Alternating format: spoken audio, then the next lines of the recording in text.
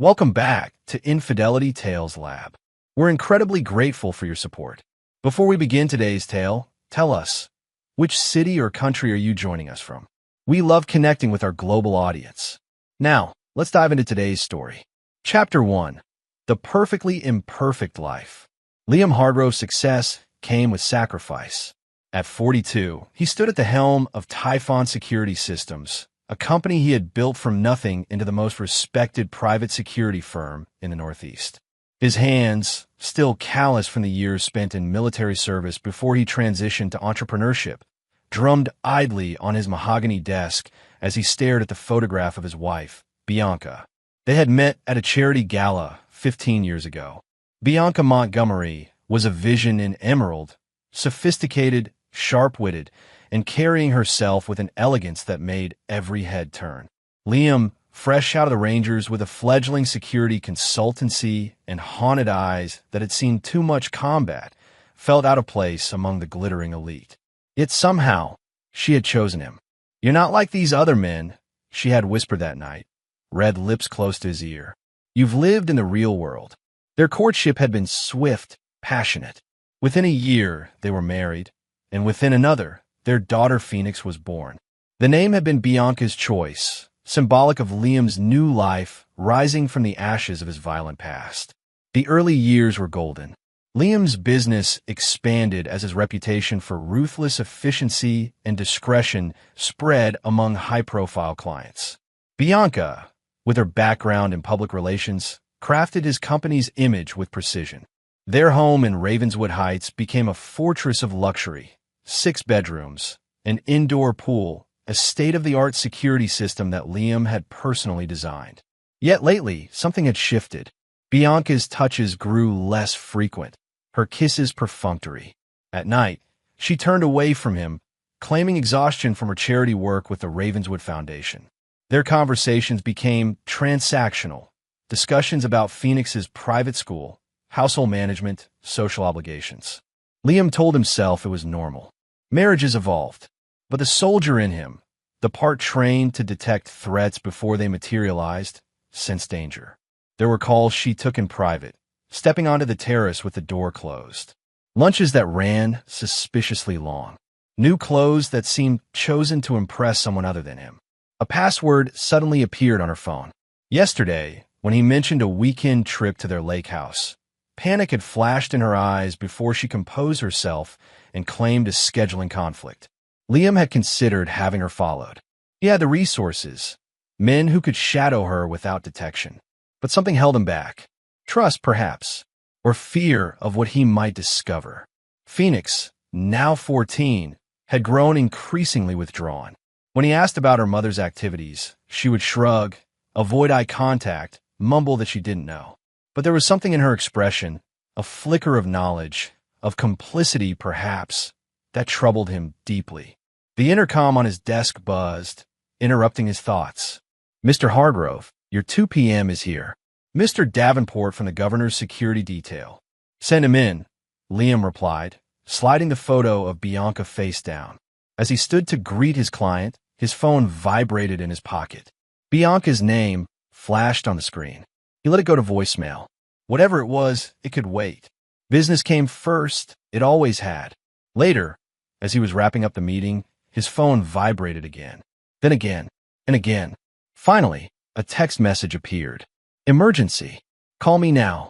Frowning, he excused himself and stepped into the hallway. "Bianca, what's wrong?" he asked without preamble. Her voice came through breathless, panicked. "Liam, there's someone in the house. I heard glass breaking. I'm locked in our bedroom." His blood ran cold. "Have you called the police?" "Yes, they're on their way, but Liam, I'm scared. Please come home now. I'm on my way. Stay on the line with me." He was already moving, signaling to his security chief, Trevor, as he sprinted toward the elevator. 15 minutes. That's how long it would take to reach Ravenswood Heights, even with Trevor breaking every speed limit. 15 minutes for his world to collapse. Chapter 2. The Shattered Glass. Rain pounded against the windshield as Trevor maneuvered the SUV through afternoon traffic. Liam kept Bianca on the line, listening to her ragged breathing. She had fallen silent after whispering that she heard footsteps outside the bedroom. Bianca! Liam's knuckles whitened around the phone. Bianca, talk to me. Then came a scream, piercing, terrified, followed by the sound of splintering wood. The line went dead. Faster, Liam ordered, though Trevor was already pushing 90 on the highway. They screeched through red lights, narrowly avoiding collisions as Trevor leaned on the horn. When they finally turned onto the tree-lined street of Ravenswood Heights, Liam's heart plummeted. 3 police cruisers, lights flashing, blocked his driveway. An ambulance stood nearby, its back doors open. Neighbors huddled on their lawns, watching the scene unfold. Trevor hadn't even fully stopped the car when Liam leaped out, sprinting toward his house. A uniformed officer tried to intercept him. "Sir, you can't. This is my house." Liam shoved past him, racing up the stone pathway. The massive front door stood ajar, shards of decorative glass scattered across the marble foyer. Blood, a smear of it, marked the cream-colored wall. "Bianca! Phoenix!" Liam called out, his voice echoing through the cavernous entrance hall. Movement on the staircase caught his eye. Phoenix hurried down, her face ashen, eyes reddened from crying. She wore her school uniform still, though it was hours past dismissal time. "Dad!" She crashed into him, trembling violently. "Don't go inside," she begged, fingers digging into his arms. "Mom doesn't want you to see." "See what? Where's she? What happened?" Phoenix shook her head, tears streaming down her face. It's bad, Dad. The police are with her. There's blood everywhere in your bedroom." Cold dread washed over him. Gently but firmly, he disentangled himself from Phoenix's grip. "Stay here," he instructed, then took the stairs 2 at a time. The upper hallway was crowded with officers and crime scene technicians. They parted silently as Liam approached, their faces grim. At the end of the corridor, the double doors to the master suite stood open. Inside, he could hear a woman sobbing. Liam pushed his way through, freezing on the threshold. The destruction was catastrophic. Their king-sized bed had been overturned, the mattress slashed open. Drawers had been pulled out and emptied, their contents strewn across the floor. The wall safe behind the Monet reproduction hung open and empty. But it was the bathroom that drew Liam's horrified gaze. Blood spattered the marble tiles and glass shower enclosure. Handprints smeared the white countertop. And there, huddled on the floor with a female officer kneeling beside her, was Bianca. Her face was nearly unrecognizable. One eye swollen shut, lips split, a gash across her forehead, still seeping blood. Her cream silk blouse was torn and stained crimson. She cradled her left arm, which bent at an unnatural angle. When she saw Liam, she shrank back against the bathtub. "Ma'am, it's your husband," the officer reassured her. "Liam," Bianca whispered. "Oh God, Liam." He dropped to his knees beside her, careful not to touch her, seeing how she flinched at sudden movements. "What happened? Who did this to you?" A male detective stepped forward from the shadows of the walk-in closet. "Mr. Hargrove, I'm Detective Sullivan. We need to ask you some questions." Later, Liam snapped. "My wife needs medical attention." "Paramedics are on their way up," Sullivan replied, his expression neutral but eyes watchful. "Sir, where were you between noon and 2 p.m. today?" "In my office. I had meetings scheduled all afternoon." "Can anyone verify that?" Liam's head snapped up. "Are you seriously asking me if I have an alibi?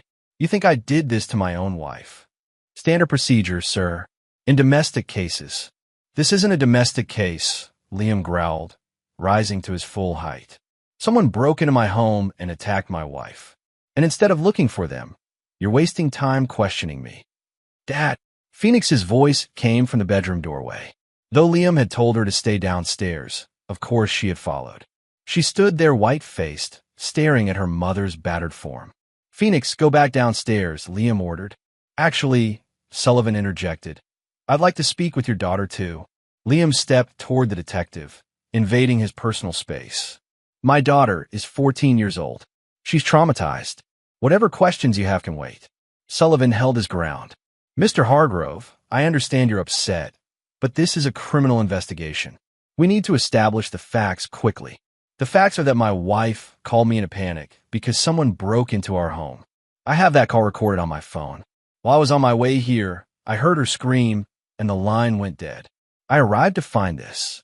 Liam gestured around the demolished room. Now, either you start looking for the person who did this, or I'll have my lawyer here in 10 minutes.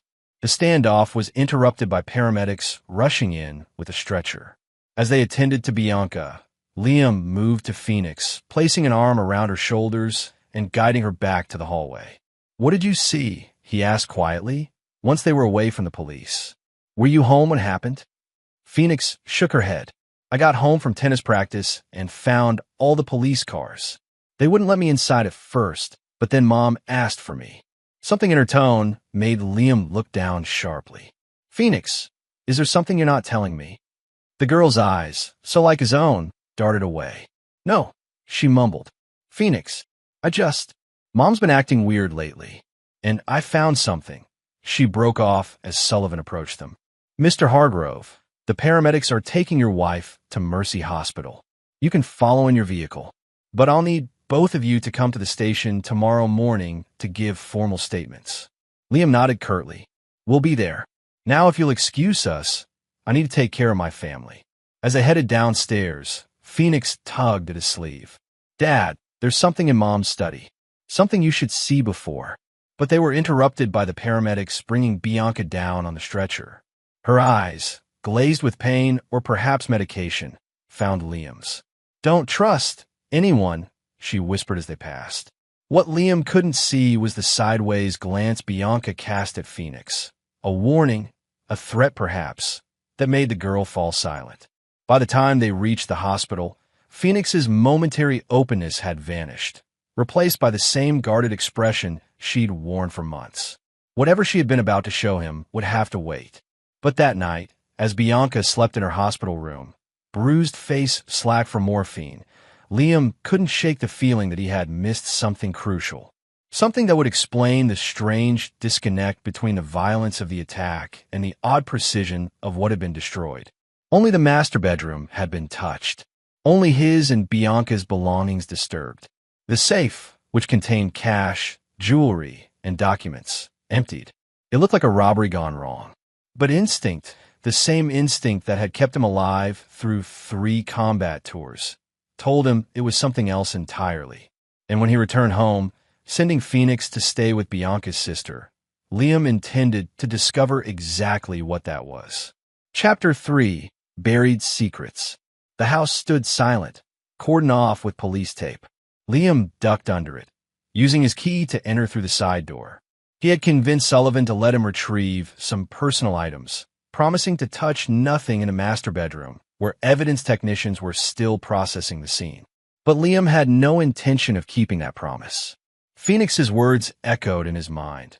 There's something in Mom's study. Whatever his daughter had tried to tell him had seemed urgent, important. And now she was unreachable, sequestered at her Aunt Cordelia's house, her phone mysteriously turned off. Liam moved through the darkened house with practiced stealth. The damage, he noted, was indeed confined to the upstairs master suite. Nothing else appeared disturbed. Not the valuable art pieces in the living room. Not the silver in the dining room cabinet. Not even the spare cash he kept in his downstairs office. A very selective burglar, then. He paused at the door to Bianca's study. Unlike the rest of the house, which Liam had allowed an interior designer to furnish in contemporary neutrals, this room reflected Bianca's personal taste. Rich burgundy walls, leather-bound books, antique desk. A sanctum she rarely invited him into. The door was locked. Interesting, since he couldn't remember it ever being locked before. From his pocket, Liam withdrew a small case containing the lock-picking tools he'd used during his military days. Within seconds, the door swung open. Everything appeared normal at first glance. The desk was tidy, pins set aligned perfectly with the leather blotter. Bookshelves organized by author. The crystal decanter of bourbon, her one indulgence, sat half empty on the credenza. Liam began with the desk, methodically checking each drawer. Tax records, charity correspondence. Nothing unusual until he reached the bottom left drawer. Unlike the others, it was locked. Again, his picks made quick work of it. Inside lay a burgundy leather journal, Bianca's distinctive personal stationery, and beneath it, a burner phone. Liam's jaw tightened. He opened the journal first, flipping through pages of his wife's elegant handwriting. At first, the entries seemed innocuous. Notes about fundraisers, committee meetings, Phoenix's school events. Then about 6 months back, the tone changed. April 17th. Met her for lunch again. He understands me in ways Elle never could.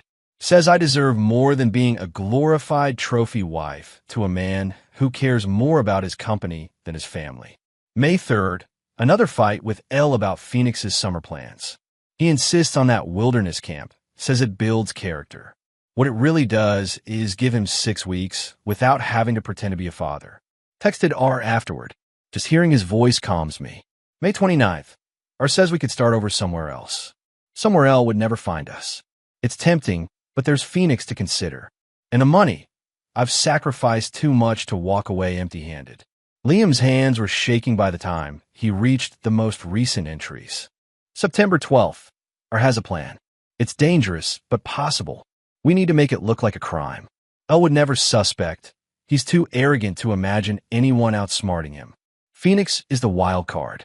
She's been asking questions, watching me. That girl sees too much. October 1st. Everything is set. 2 more weeks, then freedom. R has secured the new identities. The offshore account is ready. By the time Elle realizes what's happened, we'll be ghosts. The final entry was dated yesterday. October 15th, tonight. 2 p.m. R will handle the break-in while Elle is at work. Must remember to use enough force to be convincing. The bruises will heal, but freedom is forever. Only Phoenix worries me. Found her in my study yesterday. Not sure what she saw. Might have to bring her into the plan, willing or not. Cold fury washed over Liam. He picked up the burner phone, powered it on. No password protection. Bianca must have been confident no one would find it. The text messages confirmed everything. Photos exchanged. Explicit messages. Detailed plans for their escape. The contact was saved simply as R. Liam scrolled to the most recent exchange from yesterday morning. R, everything ready? You know what to do. B, yes. I will be in meetings all afternoon. I'll call him to panic once you're done staging the scene. Once he's dealing with police, I'll access the safe deposit box. Meet you at the rendezvous point at 8 p.m. Or what about P? B, working on it. Might need to use the contingency plan. R, no loose ends. B, remember what's at stake. Contingency plan. No loose ends. The implications sent ice through Liam's veins. They weren't just planning to rob him and disappear. They had something in mind for Phoenix if she couldn't be convinced to go along with their scheme. His daughter had tried to warn him, and now she was at her aunt's house, Bianca's sister, who might very well be involved. Liam grabbed the journal and phone, shoving them into his jacket. He needed to get to Phoenix immediately. But first, he had to know who R was. He plugged the burner phone into his laptop, running a program that Typhon Security used to extract metadata from devices. Within minutes, he had a name attached to the mysterious R. Russell Vega. The name meant nothing to him, but a quick search revealed everything Liam needed to know. Russell Vega, 38, served 10 years for armed robbery before being paroled 3 years ago. Now working as a personal trainer at Elysium Health Club, where Bianca had been going 5 mornings a week for the past year. Liam's security training kicked in. First priority, secure Phoenix. Second, gather evidence. Third, develop counterplan. As he headed for his car, Liam's phone rang. Unknown number. Hello, he answered cautiously. Dad. Phoenix's voice was a frantic whisper. Dad, I'm scared. Aunt Cordelia is acting weird. She keeps talking to someone on the phone about a change of plans. And I heard Mom's name. I think they're going to take me somewhere. Where are you now? Liam kept his voice calm despite the alarm bells ringing in his head. Locked in the bathroom. Dad, there's someone else here too. A man. I heard his voice. Listen carefully. Is there a window? Yes, but it's small, and we're on the 2nd floor. Can you fit through it? A pause. Maybe. Check if there's a tree, drain pipe, anything you could use to climb down. He heard rustling, then, there's an oak tree pretty close. I might be able to reach a branch. Good. Get out that way. then run to the neighbor's house directly to the right of Cordelia's. Go to the back door. Tell them you need help. I'm on my way, but it will take me 20 minutes to get there. Dad, what's happening? Is Mom? Phoenix, I promise I'll explain everything. But right now, you need to focus on getting out safely. Call me back from the neighbor's house. After hanging up, Liam sped toward Cordelia's upscale suburb, mind racing. Bianca's injuries, the stage break-in, the empty safe, Phoenix's attempted warning, and now this. It all pointed to one conclusion. His wife and her lover hadn't just been planning to steal his money and disappear. They'd plotted something far worse. And somehow, Phoenix had discovered their scheme, which made her a liability they needed to eliminate. Chapter 4. The Spider's Web. The dashboard clock read 7:43 p.m. when Liam screeched to a halt outside the sprawling Tudor home where Cordelia Montgomery lived. No police cars yet, though he'd called them en route after receiving Phoenix's terrified confirmation that she'd made it to the neighbor's house. A retired judge named Lawrence Whitfield who had immediately recognized the danger and locked down his home. Liam approached cautiously, gun drawn. The Glock 19 he carried was licensed and registered, one of the few firearms he kept that was. After his years in black ops, old habits died hard. Lights blazed from every window of Cordelia's house, but an eerie silence permeated the property. The front doors stood slightly ajar. Inside, chaos reigned. Furniture overturned, a vase shattered on the marble floor, a splash of red wine on the white carpet like spilled blood. Signs of struggle or a hasty departure. Cordelia? Liam called out, moving from room to room with practiced efficiency. No response. In the kitchen, a pot of pasta water still boiled on the stove, steam clouding the air. 2 places had been set at the island counter. A woman's purse, designer, undoubtedly Cordelia's, lay spilled on the floor, contents scattered. Liam climbed the stairs, alert for any sound. The bathroom door at the end of the hallway hung askew, the lock clearly forced from the outside. Phoenix's escape route, the window, was still open, curtains billowing in the evening breeze. The master bedroom told the final chapter of the story. Closet doors flung wide, clothes missing. A suitcase gone from the rack where several others remained. On the bed, a plane ticket confirmed his suspicions. Cordelia Montgomery, one way to Belize, departing from a private airfield at 9 p.m. tonight. Bianca's sister was in on the plan, and now she had fled, likely to rendezvous with our once she'd realized Phoenix had escaped. Sirens wailed in the distance as Liam dialed Sullivan. Detective, we have a situation at Cordelia Montgomery's residence. He began without preamble. My daughter was being held here against her will. She's safe now, but her aunt has fled. I believe she's involved in what happened at my house. Sullivan's response was measured. Mr. Hargrove slowed down. Your daughter called this in already. Officers are en route. Where are you now? At Cordelia's house. And before you ask, yes, I entered without permission. My daughter was in danger. Stay where you are. Don't touch anything else. A pause. Your wife is missing from the hospital, Mr. Hargrove. Did you know that? The news sent a jolt through Liam. When, about an hour ago, security footage shows her leaving with a man. Tall, muscular build, baseball cap pulled low. They're reviewing the tapes now. Vega. It had to be. Bianca's injuries, already established as evidence, would support her story of being victimized. Perfect cover for their disappearance. Detective, I've discovered evidence suggesting my wife staged the break-in as part of a larger plan. She and her lover, a man named Russell Vega, intended to empty our accounts and disappear. When my daughter discovered their plan, they decided to eliminate her as a witness. A heavy silence followed. That's a serious accusation, Mr. Hargrove. I have her journal and a burner phone with their communications. And now we have Cordelia's involvement and planned escape. It all fits. We'll need that evidence. Liam hesitated. The police would move too slowly, constrained by procedure. By the time they acted, Bianca, Vega, and Cordelia could be anywhere. I'll bring it to the station tomorrow, he said finally. Right now, I need to get to my daughter. Mr. Hargrove, Sullivan began, but Liam had already ended the call. Next door, Phoenix flung herself into his arms the moment Judge Whitfield opened the door. Liam held her tightly, breathing in the scent of her hair, reassuring himself she was unharmed. "You're safe now," he murmured. "I've got you." Over her head, he met Whitfield's grave expression. The judge, in his 70s but still formidable, nodded toward his study. "She told me some concerning things, Hargrove.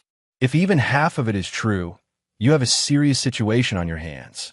Once Phoenix was settled with a cup of tea, watched over by Whitfield's wife Miriam, the two men withdrew to the book-lined study. "Your daughter says she found incriminating documents in your wife's computer," Whitfield began without preamble. "Financial transfers, travel arrangements, communications with a man she believes is your wife's lover. According to Phoenix, they've been systematically emptying your accounts for months." Liam's jaw tightened. "Did she say anything about their plans for her?" Whitfield's expression darkened. "She overheard a conversation between your wife and sister-in-law. They were discussing a permanent solution to the Phoenix problem. The girl believes they meant to stage an accident, possibly make it appear that she ran away after her mother's attack, then met with foul play." Cold rage washed through Liam. Not just betrayal, not just theft, but a plot against his child. "Their child. I need to keep her safe while I deal with this," Liam said. "You can't go after them yourself," Whitfield warned. "Whatever evidence you have, turn it over to the authorities." Liam's smile was empty of humor. "With all due respect, Judge, you know how this works. By the time the police untangle this web, they'll be long gone with my money. And they'll try again with Phoenix. She's the only witness who can contradict Bianca's version of events." Whitfield studied him. "I was a prosecutor before I was a judge, Hargrove. I've seen what happens when people take justice into their own hands." "This isn't about justice," Liam replied softly. "This is about protecting my daughter and retrieving what's mine." The older man sighed. "At least leave the girl here while you do whatever it is you're planning. Miriam and I can watch over her. Our home security is excellent, and no one would think to look for her here." Relief washed through Liam. "Thank you. That would be ideal." When he returned to the living room, Phoenix sat straight-backed on the couch, her young face set in lines of determination that reminded Liam painfully of himself. "I need to tell you everything," she said before he could speak. "About Mom, about what I found." For the next half hour, Phoenix detailed her discoveries. How she'd grown suspicious of her mother's behavior months ago. How she'd installed a keylogger on Bianca's laptop, a trick she'd learned in a computer science elective. How she'd uncovered emails, bank transfers, plans. "They've taken almost everything, Dad," she finished, voice cracking. "The trust fund you set up for me, your retirement accounts, even the emergency cash from the safe room." "Not everything," Liam corrected grimly. "I keep certain assets elsewhere."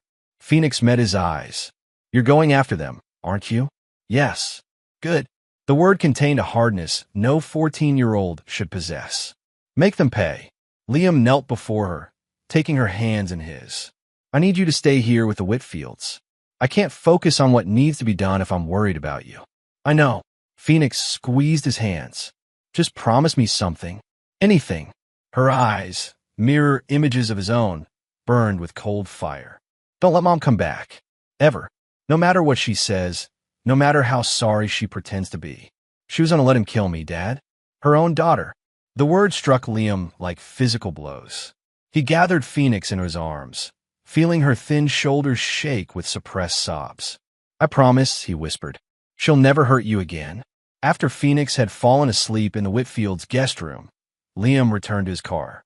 From the glove compartment, he retrieved a small metal case containing a phone unlike any consumer model. Military-grade encryption, untraceable. He dialed a number he hadn't used in years. "It's Phantom," he said when the line connected. "I'm calling in my marker." A pause, then a gravelly voice replied. "Location? Watch Hour Pub. 1 hour." Acknowledged. Liam started the engine, mind already shifting into operational mode. What he was about to do would cross lines that couldn't be uncrossed. But for Phoenix, there were no lines he wouldn't cross, no boundaries he wouldn't shatter. Bianca had made a fatal miscalculation. She'd chosen Russell Vega, an ex-con playing at being dangerous, as her escape plan. But she'd forgotten who her husband really was. Not just Liam Hargrove, successful businessman, but Sergeant Liam Phantom Hargrove, the man who had once been the military's most effective hunter of high-value targets. A man who never failed to find what he was looking for, and who never, ever forgave betrayal. Chapter 5. The Hunt Begins. The Watchtower Pub sat on the edge of the industrial district, a nondescript building with blacked-out windows and a clientele that preferred anonymity. Liam entered through the back door, nodding to the massive doorman who recognized him despite the years since his last visit. In the far corner booth, obscured by shadows, waited Dominic the Wraith Reyes, former Delta Force operator, now information broker to a very select clientele. His dark eyes, set in a face mapped with scars, assessed Liam coolly. "Phantom," he greeted, voice like gravel. "Thought you'd gone civilian for good." Liam slid into the booth. "So did I."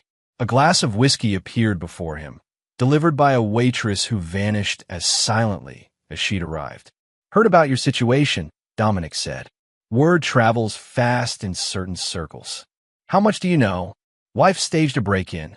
Plans to disappear with your money and her boyfriend. Tried to eliminate your kid as a liability." Dominic's expression remained neutral. "Pretty standard rich people problems, except for the kid part. That crosses a line." Liam sipped his whiskey. "I need everything you can get me on Russell Vega.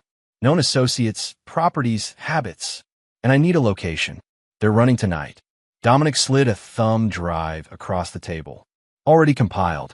Your wife's boyfriend isn't as clever as he thinks. Used a burner phone, but connected to his home Wi-Fi.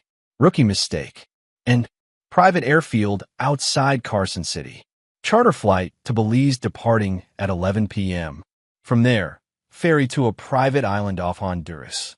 Untraceable funds, new identities, the works." Liam's eyes narrowed. "That's sophisticated for an ex-con personal trainer." "Because he's not just a personal trainer." Dominic tapped the thumb drive. "Russell Vega is an alias.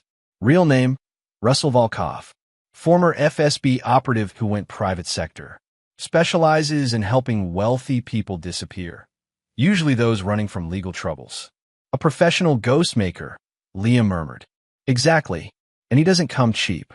Your wife must have been siphoning money for months to afford his services." The pieces clicked into place. Bianca's increased charity work. The frequent trips to fundraisers in other cities. The new friends Liam had never met. "There's more," Dominic continued. "Volkov has a pattern. He helps his clients disappear, lets them enjoy their new lives for a few months, then eliminates them and takes the remainder of their assets. Your wife wouldn't have survived to see Christmas." A cold smile touched Liam's lips. "So, I'd be doing her a favor by stopping her now. If you want to look at it that way." Dominic leaned forward. "But here's the thing, Phantom. Volkov isn't a trainer playing gangster. He's killed 17 people that intelligence agencies know about. Probably twice that they don't. You're good, one of the best I've worked with, but you've been out of the game for 15 years. Are you saying I can't handle him?" Dominic's scarred face remained impassive. "I'm saying you shouldn't go alone. I've assembled a team. 3 operators, all vetted, all with reasons to hate Volkov. They're on standby." Liam considered the offer. Additional personnel would increase his chances of success, but also complicate the operation. And what he planned to do once he found Bianca and Volkov wouldn't bear witnesses. "No team," he decided. "Just gear. I'll need specialized equipment." Dominic nodded, unsurprised. "The quartermaster is expecting you. Everything you requested is ready." As Liam rose to leave, Dominic caught his arm. "One more thing. Your wife's sister, Cordelia, found dead in her car at a rest stop 30 miles east. Single shot to the head, execution style. Volkov's cleaning house." The news should have shocked Liam, but he felt only a cold certainty. He's eliminating loose ends. And the biggest loose end is your daughter.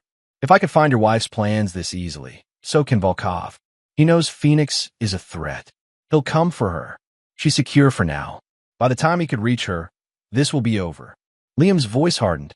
"Where will I find the quartermaster?" "Same place. The old munitions factory on Blackwater Road." Dominic slid a key across the table. "Warehouse 3. You have 2 hours before he moves locations. As Liam turned to go, Dominic added, remember who you're dealing with, Phantom. Volkov isn't just dangerous because he's skilled. He's dangerous because he has nothing to lose. Men like that don't fight fair. Neither do I, Liam replied. Not anymore. 90 minutes later, Liam stood in a cavernous warehouse filled with shipping containers. The man known only as the quartermaster, a former military logistics specialist who now supplied equipment to private military contractors and others with the right connections, watched impassively as Liam inspected the gear laid out on a steel table. Everything's untraceable, the quartermaster confirmed. Clean weapon, custom ammunition. Ballistics won't match any database. Comms equipment is military-grade, encrypted. Vehicle has diplomatic plates. You'll be invisible to traffic systems. Liam examined the modified Sig Sauer, checking its weight and balance. The rest of the package? The quartermaster gestured to a metal briefcase. Surveillance equipment, tactical gear, medical supplies. The special items you requested are in the lower compartment. I don't need to tell you to be careful with those. No, you don't. Liam transferred the equipment to a nondescript duffel bag. What do I owe you? Dominic settled the account. Said it was partial payment for an old debt. Liam nodded. Some debts could never be fully repaid. As he loaded the equipment into the matte black SUV parked at the warehouse's rear exit, his encrypted phone vibrated. A message from Dominic. Target on move. Private airstrip. 3 vehicles, heavily armed escort. Your window is closing. Liam checked his watch. 9:47 p.m. The flight was scheduled for 11 p.m., but knowing Volkov, they'd take off the moment everyone was aboard. He had maybe an hour to intercept them before they left U.S. airspace. Before departing, he called Judge Whitfield's secure line. How's Phoenix? He asked without preamble. Sleeping, the judge replied. We've moved her to the panic room, as you suggested. No one's getting to her here. I need to speak with her. A few moments passed. Then Phoenix's voice came on the line. Dad, did you find them? Not yet, but I will soon. Liam kept his voice steady. I need you to stay with the Whitfields until this is over. No matter what you hear, no matter who contacts you, don't leave their protection. Understand? I understand. A pause. Be careful, Dad. I will. Liam gripped the phone tighter. Phoenix, if something happens to me, there's a letter in my office safe. The combination is your birthday. It explains everything, including where to find the emergency fund I set up years ago. It's enough to take care of you until you're 30. Nothing's going to happen to you, Phoenix insisted, but her voice trembled. Of course not, Liam agreed. But just in case. I love you, Phoenix. Everything I've ever done has been to protect you. Remember that. I love you too, Dad. After ending the call, Liam programmed the coordinates of the private airstrip into the SUV's navigation system. As he pulled onto the highway, he felt a familiar calm settling over him. The operational focus that had once made him legendary in the special operations community. Phantom, they called him. The ghost who appeared from nowhere, completed impossible missions, and vanished without a trace. Tonight, Phantom would hunt once more. And this time, he wasn't bound by rules of engagement. Chapter 6, Closing the Trap. The private airstrip glowed with runway lights against the night sky, a small oasis of illumination amid rolling desert hills. From his position on a ridge half a mile away, Liam observed the activity through high-powered night vision binoculars. 3 black SUVs were parked beside a sleek Gulfstream jet. Men in tactical gear, 6 of them, patrolled the perimeter. Professional security, not airport personnel. Their movements displayed military precision. Volkov wasn't taking chances. The jet stairs were down, cabin lights blazing. Through an open door, Liam glimpsed movement inside, preparations for imminent departure. He scanned the vehicles, searching for Bianca. There, a flash of platinum blonde hair as a figure emerged from the middle SUV. Even at this distance, Liam recognized his wife's graceful movements. Her left arm was in a sling, the same injury she'd sustained during the break-in she had staged.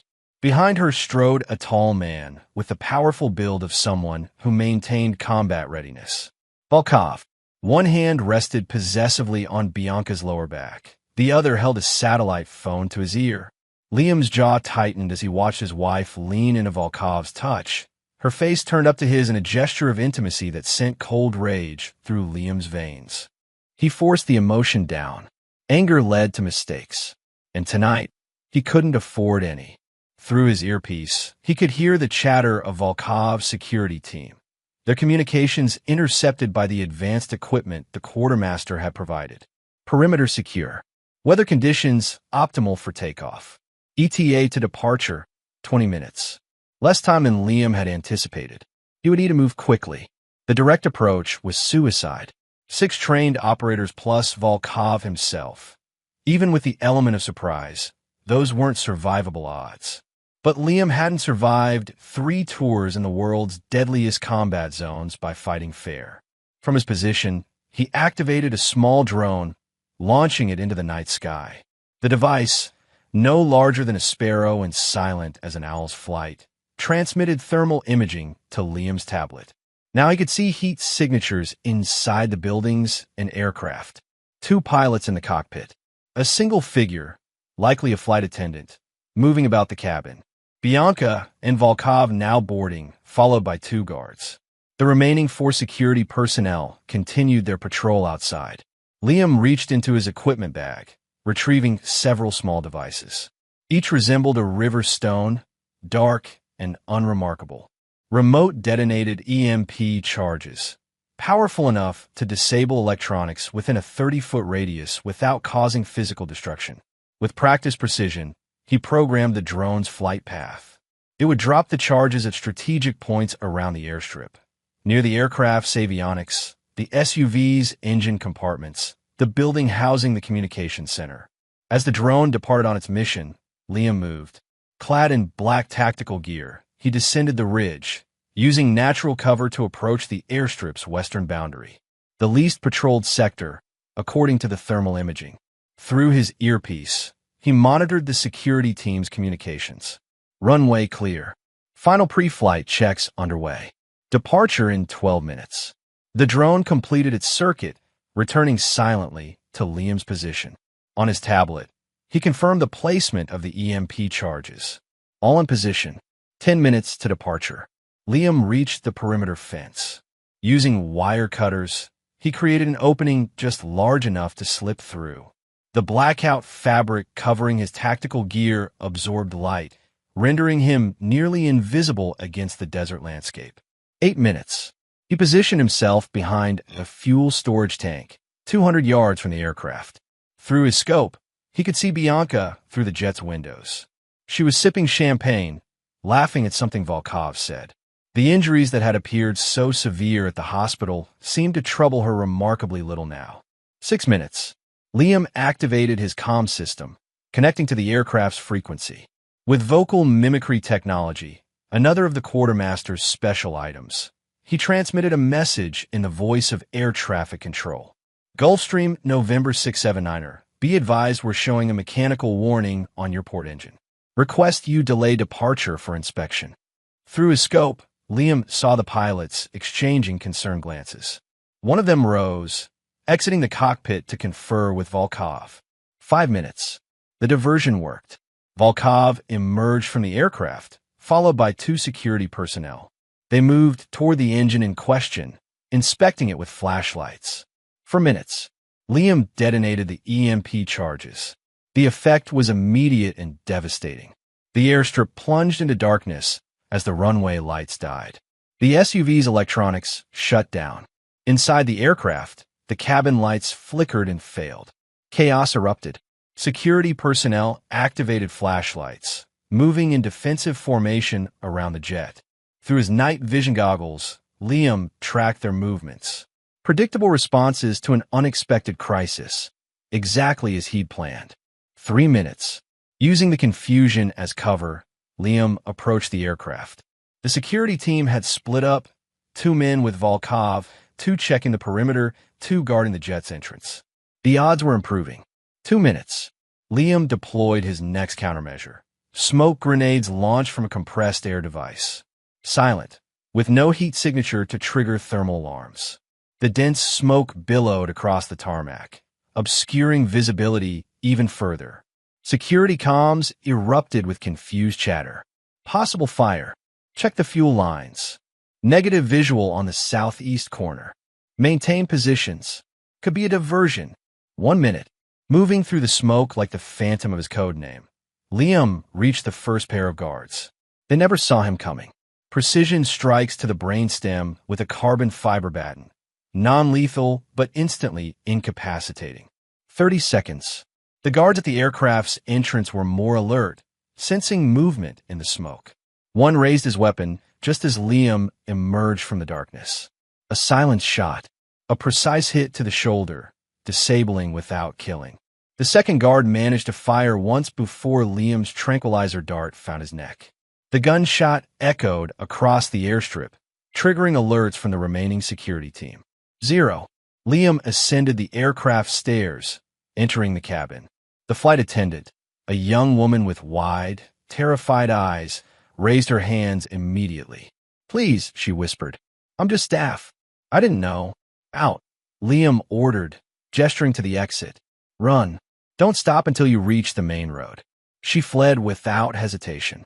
Bianca stood frozen in the center of the cabin, champagne flute still in her hand. In the dim emergency lighting, her face appeared ghostly pale, the bruises from her staged attack stark against her skin. "Liam," she breathed, shock evident in her voice. "How did you? Where's the money, Bianca?" He interrupted, voice deadly calm. She took a step back. "I don't know what you're. 15 years of marriage, and you still think you can lie to me?"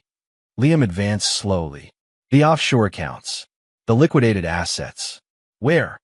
Fear flickered in her eyes, quickly replaced by calculation.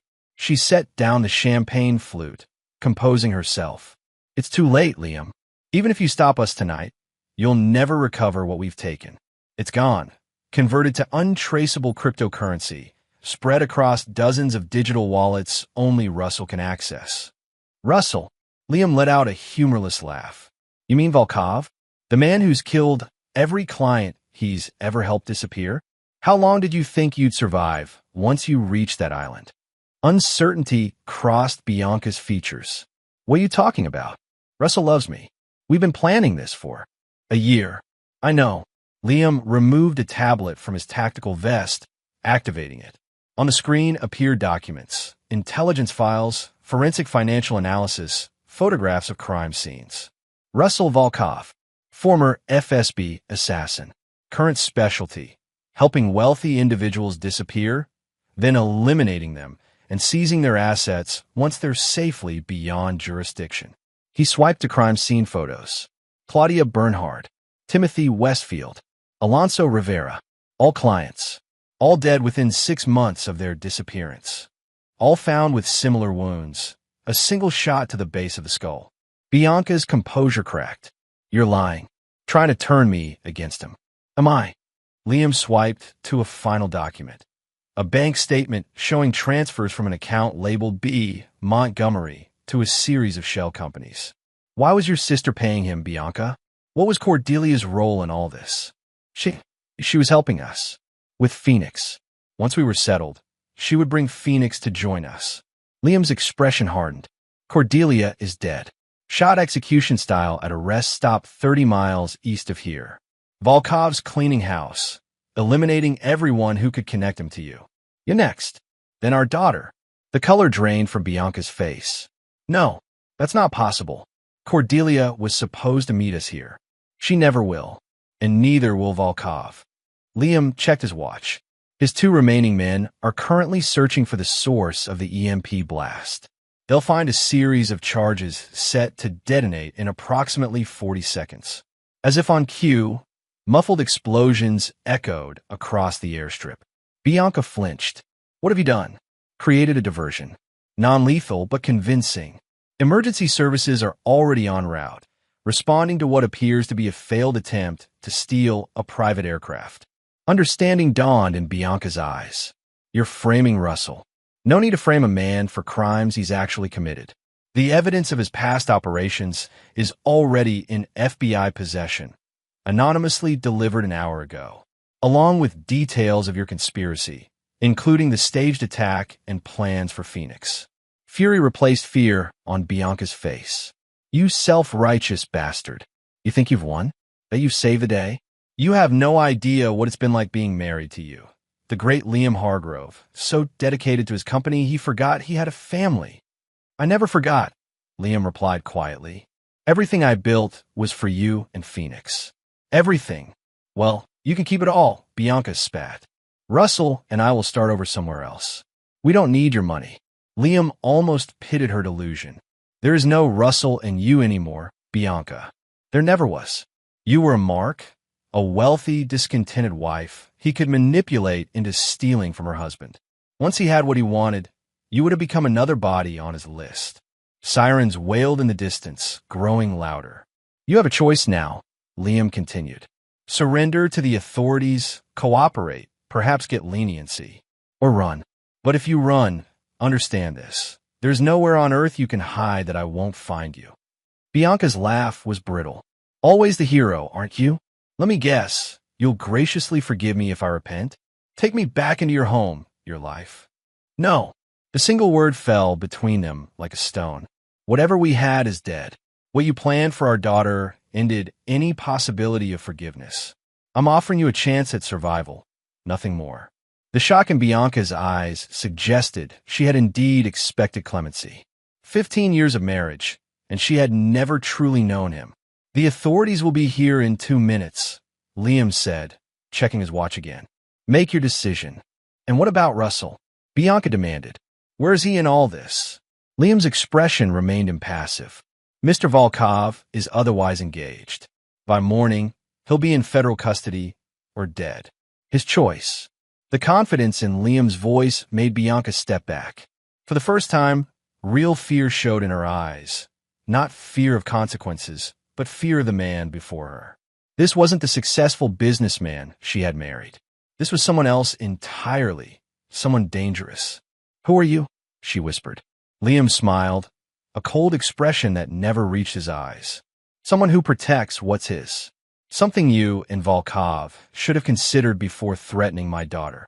The sirens were very close now. Red and blue lights flashed at the entrance to the airstrip. Liam moved toward the exit. Time's up, Bianca. Choose.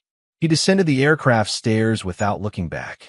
By the time the authorities stormed the airstrip, Phantom had already vanished into the desert night, leaving behind a carefully crafted scene. A private jet, a traumatized woman with a decision to make, and enough evidence to put Russell Volkov away for multiple lifetimes. Phase 1 of Liam's plan was complete. But Volkov himself remained at large, having slipped away during the initial confusion. The real hunt was just beginning. Chapter 7. Retribution. 3 days after the airport incident, Liam sat in a secluded booth at the Harbor View restaurant overlooking the marina. Through the window, he watched sunset paint the water gold and crimson, colors that reminded him of fire and blood. Appropriate, given the circumstances. The table before him held a laptop displaying security footage of Russell Volkov entering a luxury hotel in Vancouver 6 hours earlier. The man moved with the wary grace of a predator, constantly scanning his surroundings. His right arm was immobilized in a sling, a souvenir from his encounter with Liam at the airstrip, though the media reported only that unknown assailants had interrupted an attempted aircraft theft. Bianca had chosen surrender. Currently in federal custody, she was negotiating a plea deal, offering information on Volkov's operations in exchange for leniency. The evidence Liam had anonymously provided ensured she wouldn't walk free, but she might avoid the decades-long sentence otherwise awaiting her. Liam felt nothing at the thought of his wife in prison. The woman he had loved was gone, if she had ever truly existed at all. Phoenix was safe, still under Judge Whitfield's protection until Volkov was dealt with. She was speaking with therapists, processing the trauma of her mother's betrayal. The psychological wounds would take years to heal completely, but Phoenix was strong. Like her father, a shadow fell across the table as someone slid into the booth opposite Liam. Dominic Reyes, as scarred and imposing as ever, signaled to a waiter for whiskey before speaking. Vancouver, he said without preamble. Bold move, crossing the border when every law enforcement agency in the country is looking for him. He's desperate, Liam replied. His accounts are frozen, his clients abandoning him, his reputation in tatters. The man built his business on discretion. Now he's front-page news. Still dangerous. Maybe more so, now that he has nothing to lose. Liam nodded. That's counting on. Dominic's eyes narrowed. You want him to come after you. It's the quickest way to end this. Phoenix remains at risk as long as he's free. And Volkov knows his only path to rebuilding his life is eliminating everyone who can connect him to his crimes. Starting with you and your daughter. Dominic accepted the whiskey from the waiter, waiting until they were alone again before continuing. You're using yourself as bait. I'm using myself as a trap, Liam corrected. There's a difference. Dominic studied him. The authorities are closing in. FBI has his description, his aliases. It's only a matter of time before they find him. Time Phoenix doesn't have. Every day Volkov remains free is another day my daughter lives in fear. Liam's voice hardened. This ends now. My way. And what way is that exactly? Instead of answering, Liam turned the laptop to show a different screen. Architectural plans for a modernist mansion perched on a cliffside overlooking the Pacific. My property on the Olympic Peninsula, he explained. Isolated. Defensible. Completely off-grid. Understanding dawned in Dominic's eyes. You're drawing him there. He's already on his way. Tracking device on his vehicle shows movement north from Vancouver, approaching the coastal highway. Liam's smile was cold. I made sure certain information reached him. Rumors that Phoenix and I are hiding at the house, away from federal protection. That's suicide phantom. Even injured, Volkov won't come alone. He'll bring a team, professionals heavily armed. I'm counting on that too. Liam closed the laptop. I need one more thing from you. Dominic sighed. Name it. Phoenix's security. Judge Whitfield is an excellent temporary guardian. But if this goes wrong, I need someone who can protect her long-term. Someone with the right connections, the right skills. You're talking about a lifetime commitment. Yes. Dominic was quiet for a long moment. We served together for 6 years. You saved my life in Kandahar, and again in that hellhole in Myanmar. I wouldn't be sitting here if not for you. He drained his whiskey. If it comes to that, Phoenix will never want for protection. You have my word. Relief washed through Liam. He reached into his jacket, withdrawing an envelope. Legal documents. Makes you her guardian if I don't return. Access to certain accounts. Clean money. Untraceable. Dominic accepted the envelope without looking at its contents. You're not going to die out there, Phantom. That's not how your story ends. Maybe not.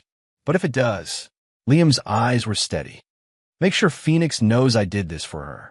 That everything was for her. She'll know. Dominic extended his hand across the table. Good hunting. They shook. A warrior's grip, firm and final. As Dominic departed, Liam lingered, watching darkness claim the harbor. Night was falling earlier now as autumn deepened toward winter. Soon the cliffside house would be wrapped in the region's characteristic fog. Perfect conditions for what he had planned. His phone vibrated with a message from one of the motion sensors he'd placed along the approach to the property. A vehicle had triggered the first perimeter alert, still miles from the house, but definitely on the private access road. Volkov had taken a bait. Liam left cash on the table and departed through the restaurant's kitchen, avoiding security cameras. Within minutes, he was driving north along the coastal highway, race against time to reach the house before his quarry. The cliffside property appeared abandoned when Liam arrived. No lights, no sign of habitation. To casual observation, it was merely another wealthy recluse's vacation home, shuttered for the season. But appearances were deceiving. Over the past 48 hours, Liam had transformed the modernist glass and steel structure into an elaborate trap. Every entrance was rigged, every room prepared. The security system, originally designed to keep intruders out, had been modified to ensure that once inside, no one would leave without Liam's permission. From the concealed command center in what had once been a wine cellar, Liam monitored the approach. 2 SUVs, moving cautiously up the winding cliff road. Thermal imaging showed 8 heat signatures, Volkov plus 7 operatives. More than Liam had anticipated, but still manageable. He activated the property's defense protocols. External lighting systems disabled. Communication jammers engaged. The smart glass throughout the house polarized to complete opacity, preventing any visual reconnaissance of the interior. The vehicles stopped half a mile from the main gate. The team would proceed on foot, standard tactical approach. Through high-powered surveillance cameras, Liam watched them deploy. Professional formation, night vision equipment, assault weapons. Not local talent. These were imported specialists, likely Eastern European, based on their movements and gear configuration. Liam's lips curved in a predatory smile. Volkov was taking no chances, assembling a kill team worthy of his former FSB connections. It would make his downfall all the more satisfying. The tactical frequency scanner picked up their communications, encrypted but easily broken by the military-grade decryption software Liam had installed. Approach in pairs. Alpha Team takes the main entrance. Bravo circles to the terrace. Charlie secures the perimeter. Delta maintains overwatch from the tree line. Volkov's voice, recognizable from recordings Liam had studied, came through clearly. Remember, we need confirmation. I want visual on both targets before extraction. The girl is priority for leverage. The father is expendable. Liam's hands tightened on the console. The reminder of what these men intended for Phoenix hardened his resolve. Tonight would end only one way. He reached for the equipment he'd prepared. Not the conventional weapons these men would expect. Guns, explosives, the usual security measures of a wealthy man. But the tools of a specialist who had once hunted the world's most dangerous targets through environments far more hostile than this. Tactical suit with built-in temperature regulation to mask his heat signature. Specialized contact lenses that enhanced night vision without the telltale glow of traditional goggles. A communications rig that would allow him to mimic any voice it recorded. Phantom was going hunting. He activated the first countermeasure as the Alpha Team approached the main entrance. Hidden speakers throughout the surrounding forest began to emit infrasound, frequencies below human hearing that nonetheless created feelings of dread and disorientation. Through body cameras sewn into the tactical gear of the intruders, technology reverse-engineered from military prototypes, Liam watched the psychological effect take hold. Elevated heart rates, micro-expressions of anxiety. One man repeatedly checking over his shoulder, convinced he was being watched. They were being watched, just not from where they expected. Alpha Team reached the main entrance. Their breaching specialist attached shaped charges to the reinforced door, far more explosive power than necessary, betraying nervousness. The detonation was controlled, professional. As smoke cleared, four men entered the foyer in tactical formation, weapons raised. Liam allowed them to advance into the house, monitoring their movements through the surveillance system. When they reached the great room with its panoramic ocean views, he triggered the second countermeasure. The smart glass windows, previously opaque, suddenly cleared, revealing the dizzying drop to jagged rocks hundreds of feet below. Simultaneously, the floor, actual solid stone, projected an illusion of cracking, giving way beneath their feet. The psychological impact was immediate. Two operators instinctively leaped backward. One fired reflexively at the floor, wasting precious ammunition. The fourth maintained better discipline, but was momentarily disoriented, long enough for Liam to isolate him. From a hidden access panel, Liam entered the ventilation system that honeycombed the house. Moving silently through spaces designed for his frame, he positioned himself above the disoriented operator. A precisely thrown blade severed the man's radio cord. Before he could react, the second blade found the soft tissue behind his knee. As he crumpled, Liam dropped from the ceiling, catching him before he could cry out and dragging him back into the ventilation shaft. One down, 7 to go. Using the communication system, Liam activated the captured operator's radio, mimicking his voice, all clear in the West Wing. Moving to the second floor, Volkov's response came immediately. Negative. Hold position until Bravo Team secures the terrace. Outside, Bravo Team had encountered their own difficulties. The terrace doors, apparently unlocked, had triggered a localized gas release when opened. Nothing lethal, but powerful sedatives delivered via aerosol. Both operators collapsed before they could alert their teammates. 3 down. Charlie team, tasked with perimeter security, reported increasing unease. The infrasound was affecting them more severely in the open, surrounded by forests that seemed to breathe with malevolent intent. Shadows moved despite the absence of wind.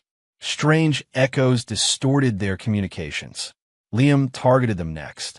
From the tree line, he deployed a specialized drone, another military prototype designed for covert operations.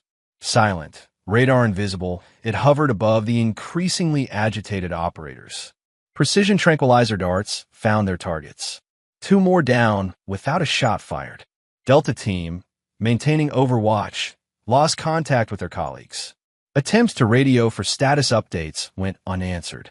The snipers exchanged nervous glances, training their rifles on the house with increased urgency. Liam allowed them a moment of mounting dread before striking. Moving through the forest with the silence that had earned him his codename, he approached from their blind spot. The first sniper never knew what hit him, a garrote wire around the throat, tightened with clinical precision to cut off blood flow to the brain. Unconsciousness came in seconds. Death would have followed in minutes, but Liam released the pressure at exactly the right moment. He wanted prisoners, not corpses. Not yet. The second sniper sensed movement too late. As he turned, Liam's combat knife found the nerve cluster in his shoulder. The rifle clattered to the ground as the man's arm went numb. A precise strike to the temple, and he joined his colleague in unconsciousness. 7 down. Only Volkov remained.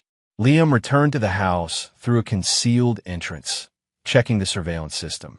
Volkov had lost contact with his entire team and retreated to the main foyer, back against a wall, weapon ready. His injured arm appeared to pain him, but he moved with the dangerous competence of a cornered predator. From the command center, Liam activated the house's speaker system.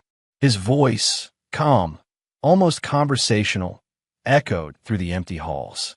"Your men are alive, Volkov. Unconscious but alive. For now."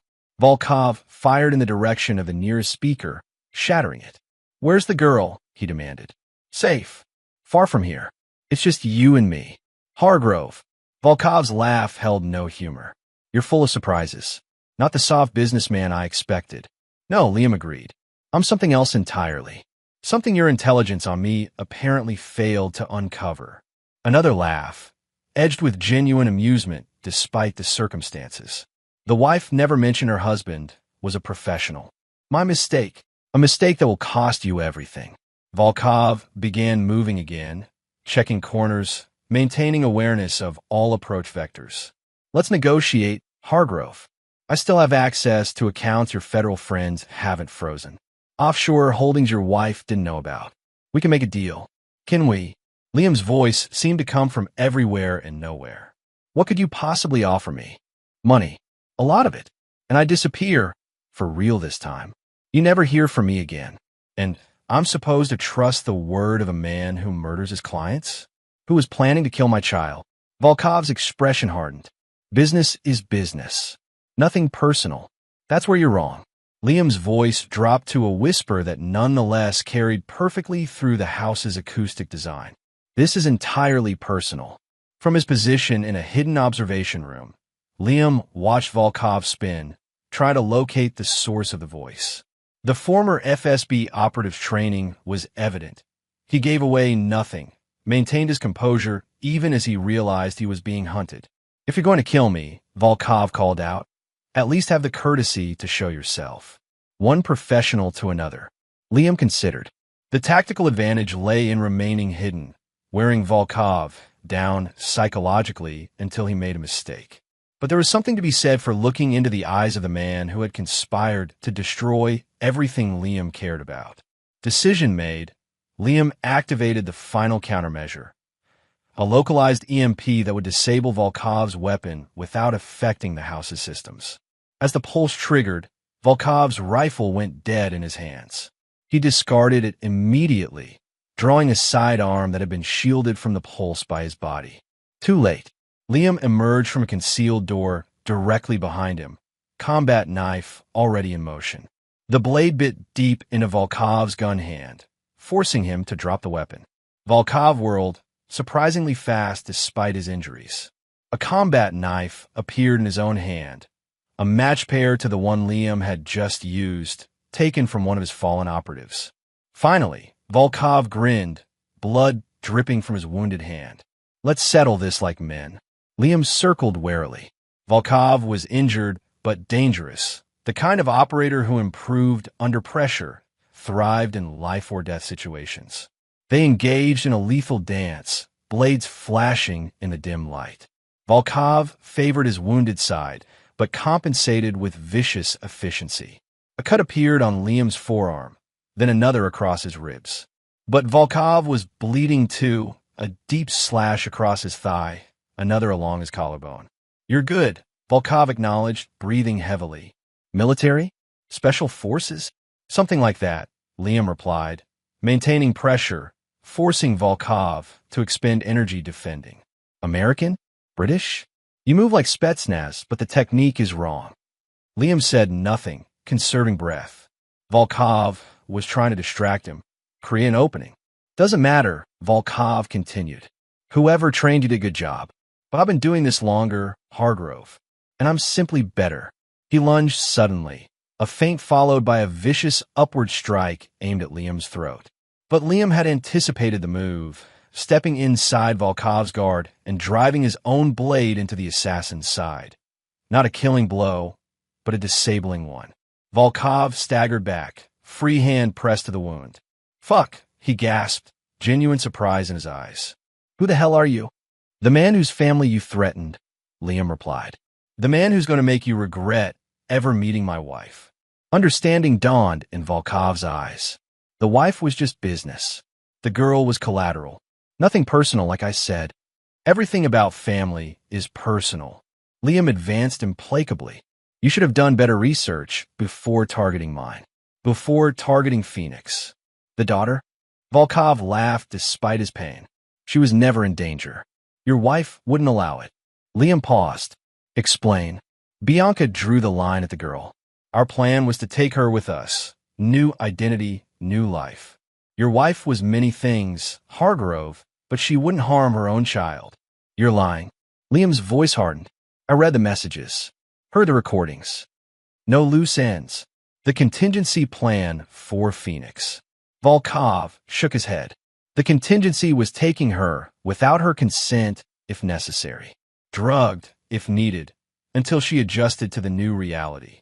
He grimaced as blood seeped between his fingers. Your wife was ambitious, greedy, but not a monster. Unlike me. Unlike you. The revelation struck Liam like a physical blow. Was it possible? Had he misinterpreted the evidence, allowed his fears for Phoenix to color his understanding? No. Phoenix herself had overheard their plans for a permanent solution to the Phoenix problem. Judge Whitfield had confirmed it. Nice try, Liam said coldly. But I know what you plan for my daughter. Volkov's smile was bloody. And what do you plan for me, Hargrove? Going to execute me? Become what you think I am? No. Liam lowered his knife. I'm going to let justice take its course. Relief flickered across Volkov's features, quickly replaced by suspicion.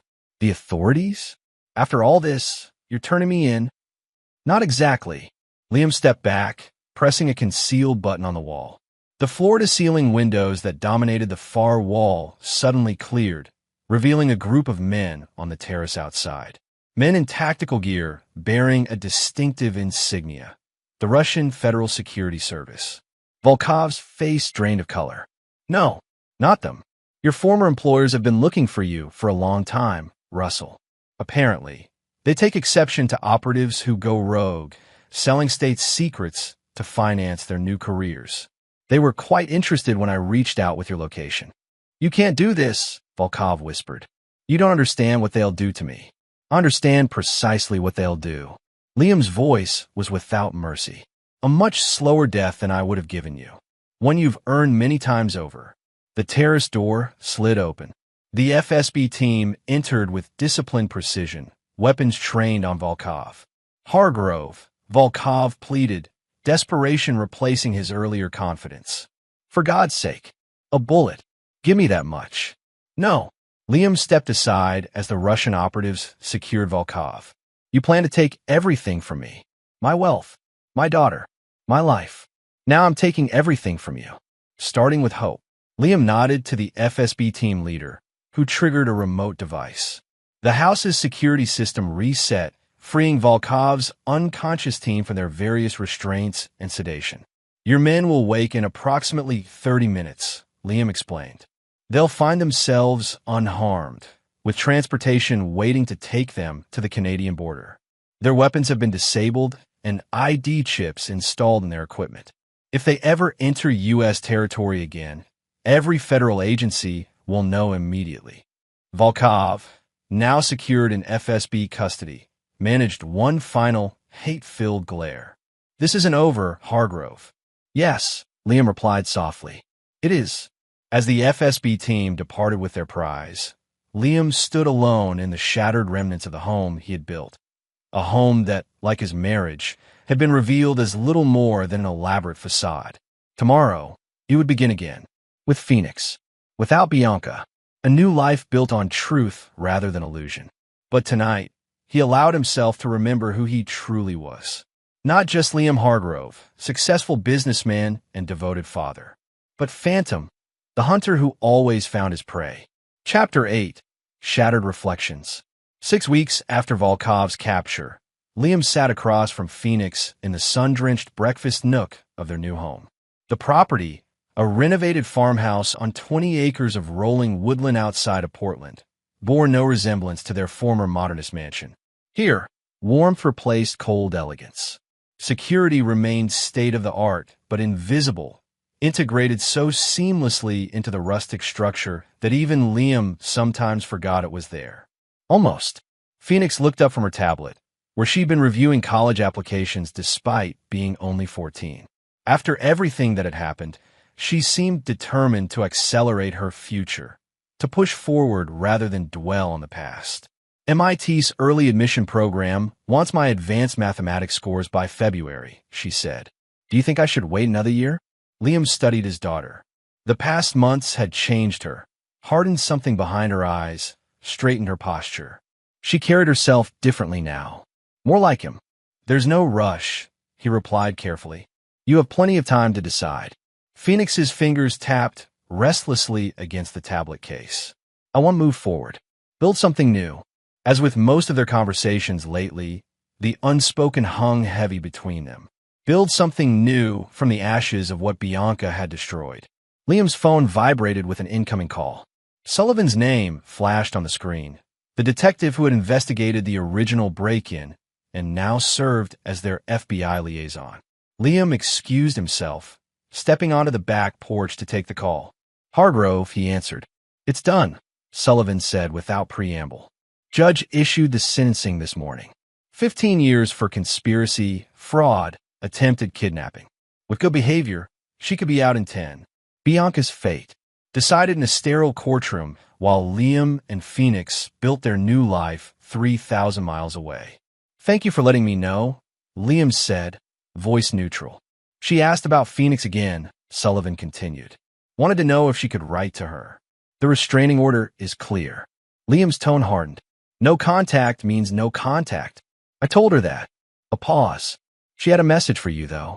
Said to tell you she never intended for Phoenix to be harmed. That Volkov was lying about the contingency plan.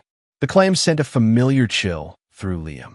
During debriefing with federal authorities, Volkov had maintained that Bianca drew the line at harming Phoenix, that the permanent solution Phoenix overheard referred to permanently relocating her, not eliminating her.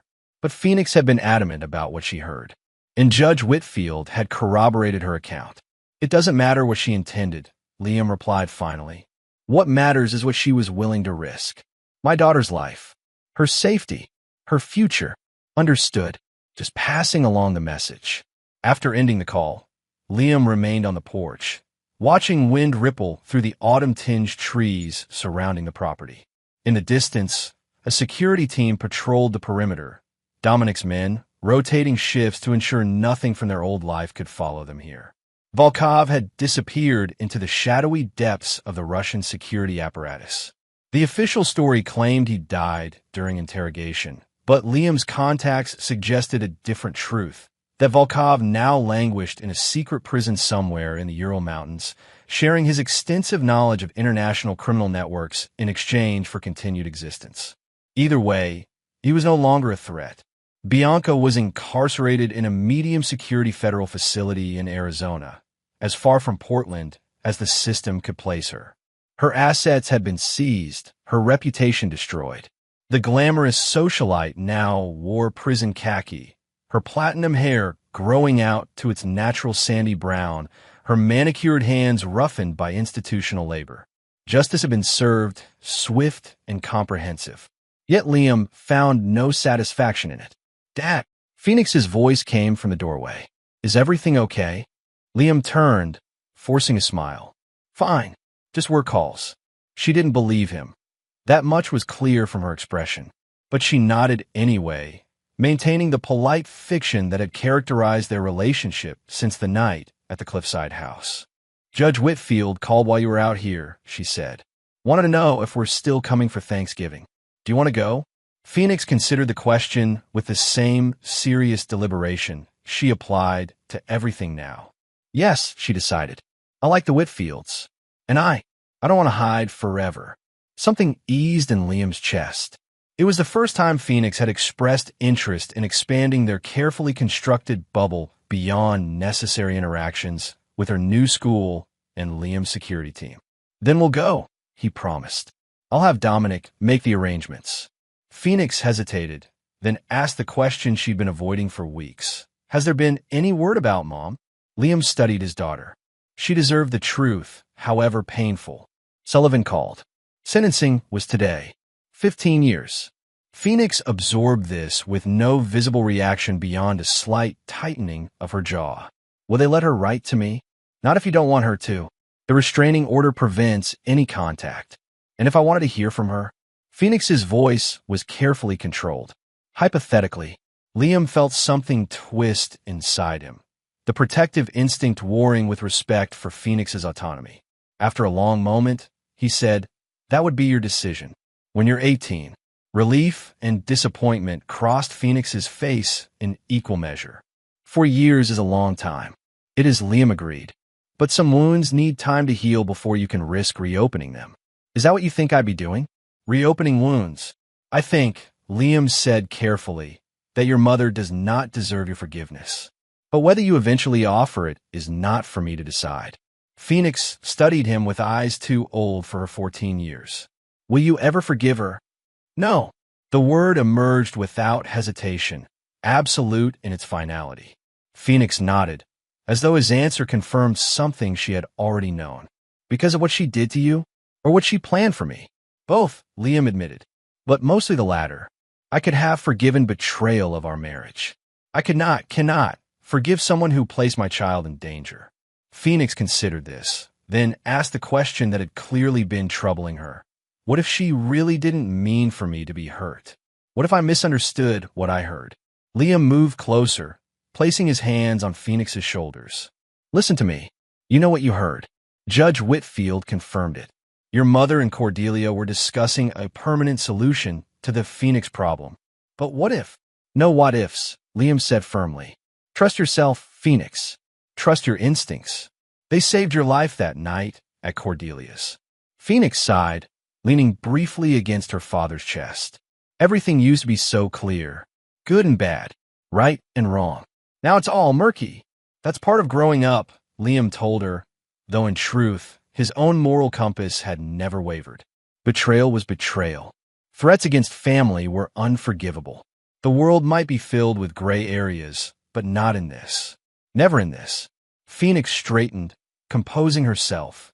"I'm going for a run. Security Team 2 is on perimeter duty, right?" "Yes. Stay within the marked trails. Be back before dark."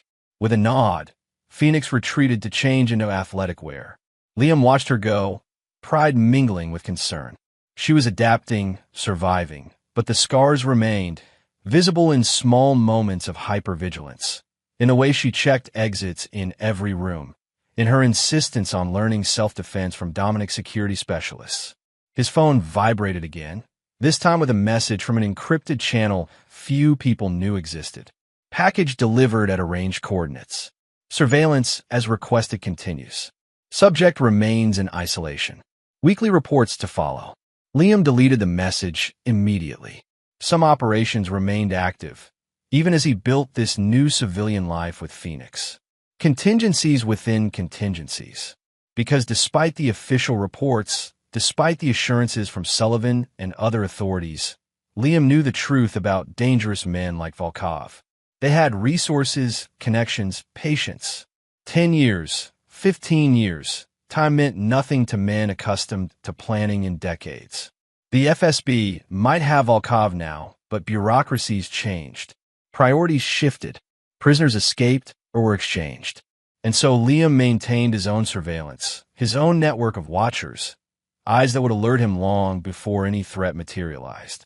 Phoenix might someday choose to forgive her mother, might even re-establish contact when she came of age.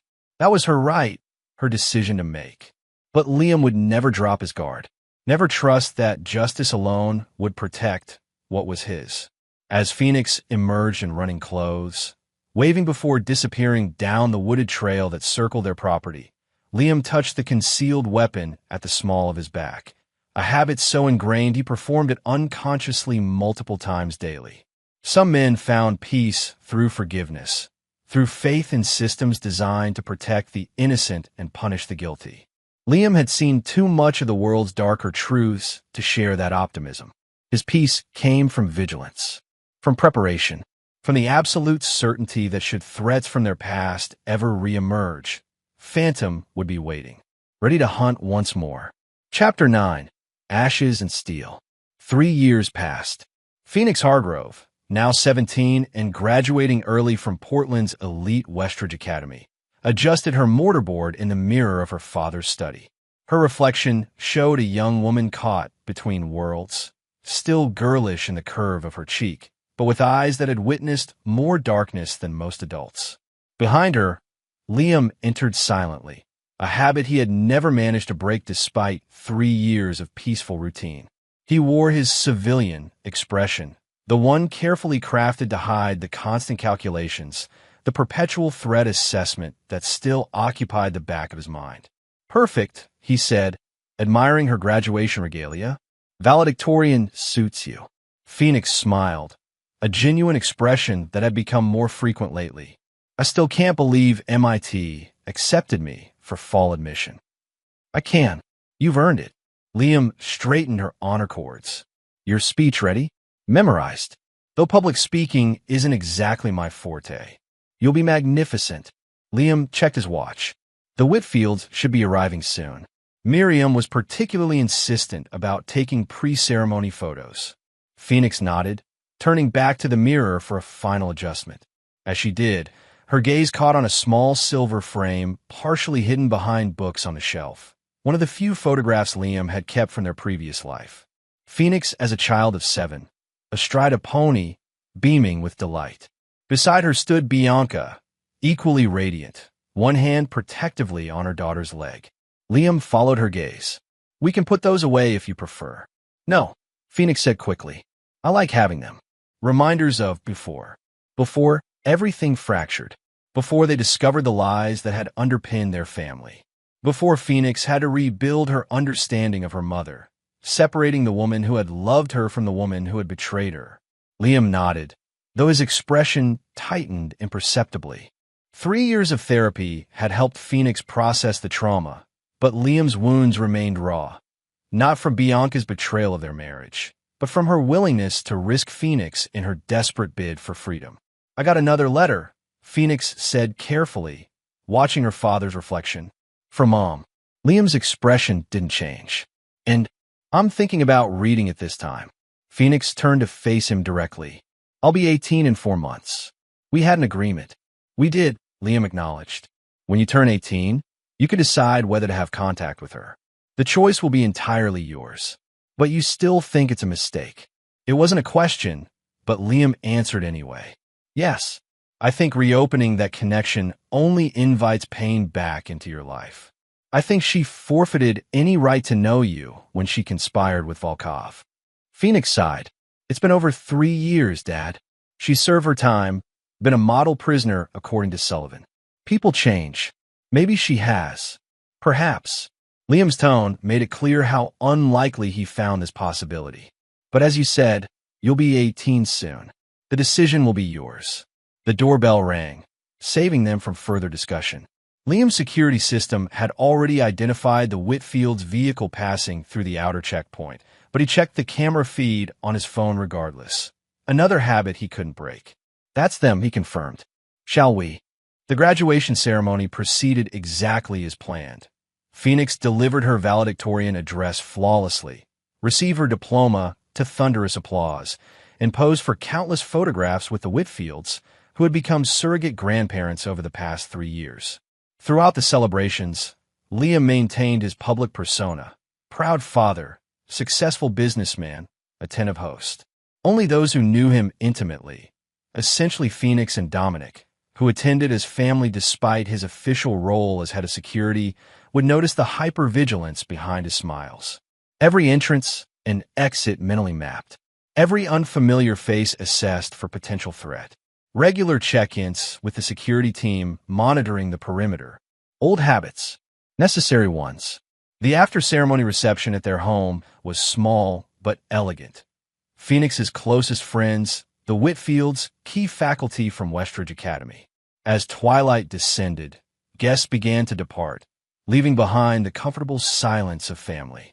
Judge Whitfield, now fully retired but still commanding respect with his imposing presence, joined Liam on the back porch while Phoenix and Miriam sorted through graduation gifts inside. She's thriving, the older man observed, sipping bourbon from a crystal tumbler. You've done well by her, Hargrove. We've done well, Liam corrected. Your guidance has been invaluable. Whitfield acknowledged this with a nod. After a moment of companionable silence, he said, Sullivan called me yesterday. Thought I might be able to broach a delicate subject with you. Liam's expression cooled. Bianca. Yes. Her parole hearing is scheduled for next month.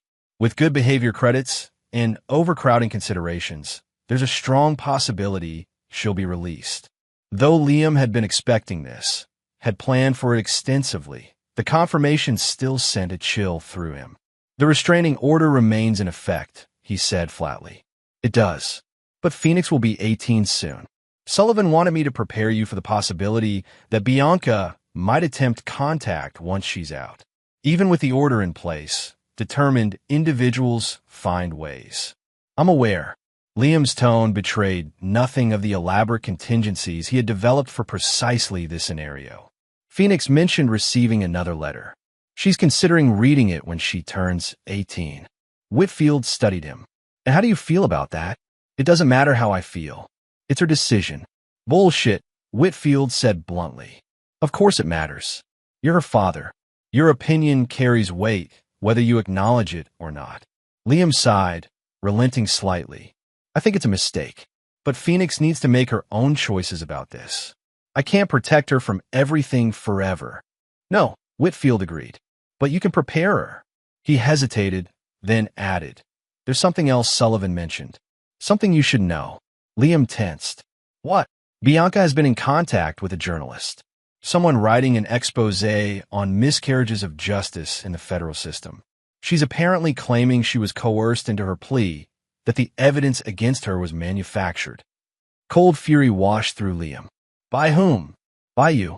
She's painting herself as the victim of a controlling husband who fabricated evidence when she tried to leave him. Whitfield's expression made his opinion of this claim clear. The journalist is ambitious, looking to make a name. The story has sensational potential. Wealthy socialite framed by powerful husband. Let them investigate, Liam said dismissively. The evidence is ironclad. Evidence you provided anonymously, Whitfield reminded him, through channels that might not withstand aggressive journalistic scrutiny. The implication hung between them. During the original investigation, Liam had indeed supplemented the legitimate evidence with materials obtained through less than legal methods, Bianca's private communications, financial records that would have required warrants to access officially, recordings made without consent.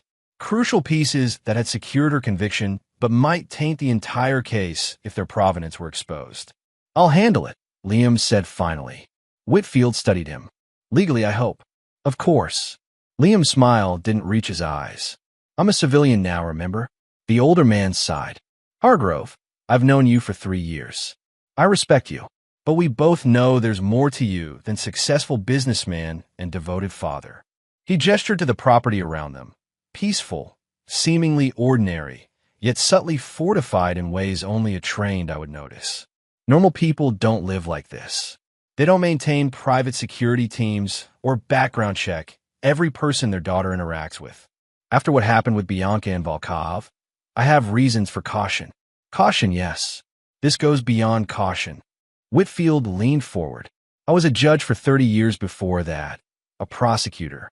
I've developed a certain instinct about people. Whatever you did before founding your security company, it wasn't corporate consulting. Liam remained silent, neither confirming nor denying. "I'm not asking for details," Whitfield continued. "But I'm asking you to remember that Phoenix needs her father, not whatever you were before. Whatever contingencies you're planning regarding Bianca, keep that in mind." "I always do," Liam replied softly. "Everything I've ever done has been to protect Phoenix." Whitfield nodded, seemingly satisfied. "One more thing. This journalist, Naomi Calloway, she's requested an interview with Phoenix. Sent a formal letter to Westridge Academy after the graduation lists were published." Liam's expression hardened. "Absolutely not. I agree. But Phoenix is nearly 18, idealistic, and has unresolved questions about her mother. If approached directly, she might agree without consulting you first." "She wouldn't." "Are you certain?" "Because Sullivan mentioned Bianca has been writing Phoenix weekly for the past 6 months. Letters Phoenix confirmed she's receiving, though she hasn't read them." The revelation struck Liam like a physical blow. Phoenix had mentioned letters, plural, but not their frequency. Not that they'd been arriving with such strategic regularity. Before he could respond, Miriam Whitfield opened the porch door. "Lawrence, our car is here, and Phoenix has decided to stay the night with Madison's family for the post-graduation celebration, if that's all right with you, Liam." Madison Turner, Phoenix's closest friend at Westridge. The Turner family had been thoroughly vetted by Dominic's team. Their home security was adequate. The planned celebration was supervised, substance-free. Still, Liam hesitated. "Dad." Phoenix appeared behind Miriam, overnight bag already packed. "We talked about this. It's one night, 5 miles away, with the Turners. Dominic already approved it last week." Liam relented with a nod. "Of course. Have fun. I'll have security drop you off." Phoenix rolled her eyes good-naturedly. "Madison's mom is already here to pick me up. But thanks." After Phoenix departed and the Whitfields followed shortly after, Liam found himself alone in the house that had never quite become a home. More fortress than sanctuary, despite his efforts to create normalcy for Phoenix. He poured himself another bourbon and called Dominic. "Need surveillance on the Turner residence tonight," he said without preamble when his security chief answered. "Discreet, non-intrusive, but comprehensive." "Already arranged," Dominic replied. 2-man team, standard rotation. Nothing will get near the place without us knowing." Relief washed through Liam. "Thank you." "There's something else," Dominic continued. "Our sources inside the federal system confirm Bianca's parole is practically guaranteed. Release date tentatively set for July 15th. Less than 2 months away, just before Phoenix would depart for MIT. And the journalist? Calloway, former investigative reporter for the Washington Post, now freelance. 3 major exposés to her credit, all involving alleged miscarriages of justice. Currently working on a book about women supposedly framed by powerful men. Bianca's case would be her centerpiece. How determined is she? Very. She's already filed Freedom of Information requests for all case documents, petitioned the court for transcripts, interviewed 3 guards from Bianca's facility, and she's made multiple attempts to contact Phoenix through various channels. Has she had any success? Not yet, but she's resourceful and persistent. Liam considered his options. The most efficient solution would be direct intervention, using his considerable resources to discredit Calloway before she could publish, or to ensure her investigation led nowhere. But Whitfield's warning echoed in his mind. Phoenix needed her father, not Phantom, and direct action against a journalist carried risks he was unwilling to take with Phoenix's future so bright before her. Monitor the situation, he instructed Dominic. No intervention yet, but I want to know immediately if she makes contact with Phoenix. Understood. Dominic paused. There's one more thing. A report came in from our asset in the Russian system. Regarding Volkov, Liam tensed. For 3 years, he had maintained surveillance on the former FSB operative through well-paid sources within Russian intelligence. Volkov remained imprisoned in a special facility in the Urals, his expertise on international criminal networks too valuable for his captors to discard him despite his betrayal. What about him? There was an incident, a fire in the detention block where he was being held. 3 prisoners confirmed dead, 2 missing. Cold dread washed through Liam. Volkov, unaccounted for. The Russians are claiming he died in the fire, but no body has been recovered. Our asset says the official story is suspicious. The timing coincides with a major rotation of security personnel, and there have been whispers of a deal. Information Volkov provided about a high-value target in exchange for considerations. He's out. It wasn't a question. Possibly. We're working to confirm. But if he is, he'll come for us, Liam finished. For Phoenix. The pieces aligned with terrible clarity. Bianca's parole. The journalist's sudden interest. Volkov's possible escape. After 3 years of relative peace, the past was rushing toward them like an oncoming storm. Activate Protocol Obsidian, Liam ordered. Full security consolidation. Review all evacuation plans. And give me everything on Calloway, not just her professional life. I want to know who she talks to, where she sleeps, what medication she takes. Everything. That's a significant escalation, Dominic noted. Are you sure? Yes. Liam's voice hardened. Volkov is methodical. If he's free, he's been planning this for years. The journalist, Bianca's parole, they're connected. They have to be. I'll make the arrangements, Dominic promised. But Liam, Phoenix is going to notice this level of security. She's not a child anymore. Then it's time she knew the truth, Liam replied grimly. All of it. After ending the call, Liam moved to his study. Behind a seemingly ordinary bookshelf lay the concealed room, a command center from which he could monitor security throughout the property and beyond. On one wall hung a map marked with locations across the globe, safe houses, emergency rendezvous points, trusted contacts. Another displayed surveillance feeds from the house, the perimeter, and key locations Phoenix frequented regularly. A third wall contained a gun safe, which Liam now opened. Inside lay weapons far beyond those a typical civilian might own, specialized equipment from his former life, maintained meticulously despite years of disuse. As he checked each one, muscle memory returned, the weight of the Sig Sauer in his hand, the precise tension required to assemble the Barrett sniper rifle, the balance of combat knives designed for his specific grip. For 3 years, he had maintained the facade of Liam Hargrove, successful businessman and devoted father. He had attended parent-teacher conferences, hosted birthday parties, built a life of apparent normalcy for Phoenix's sake.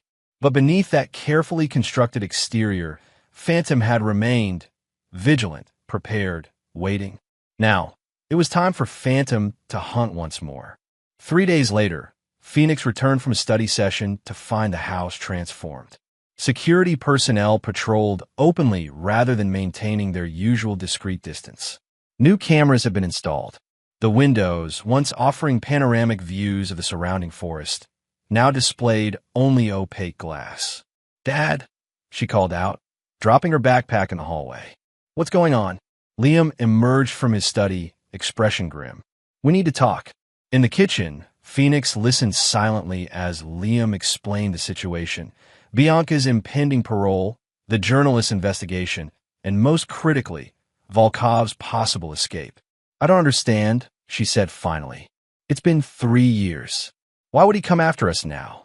"Because men like Volkov, don't forget," Liam replied. I humiliated him. Cost him everything. In his world, that demands retribution.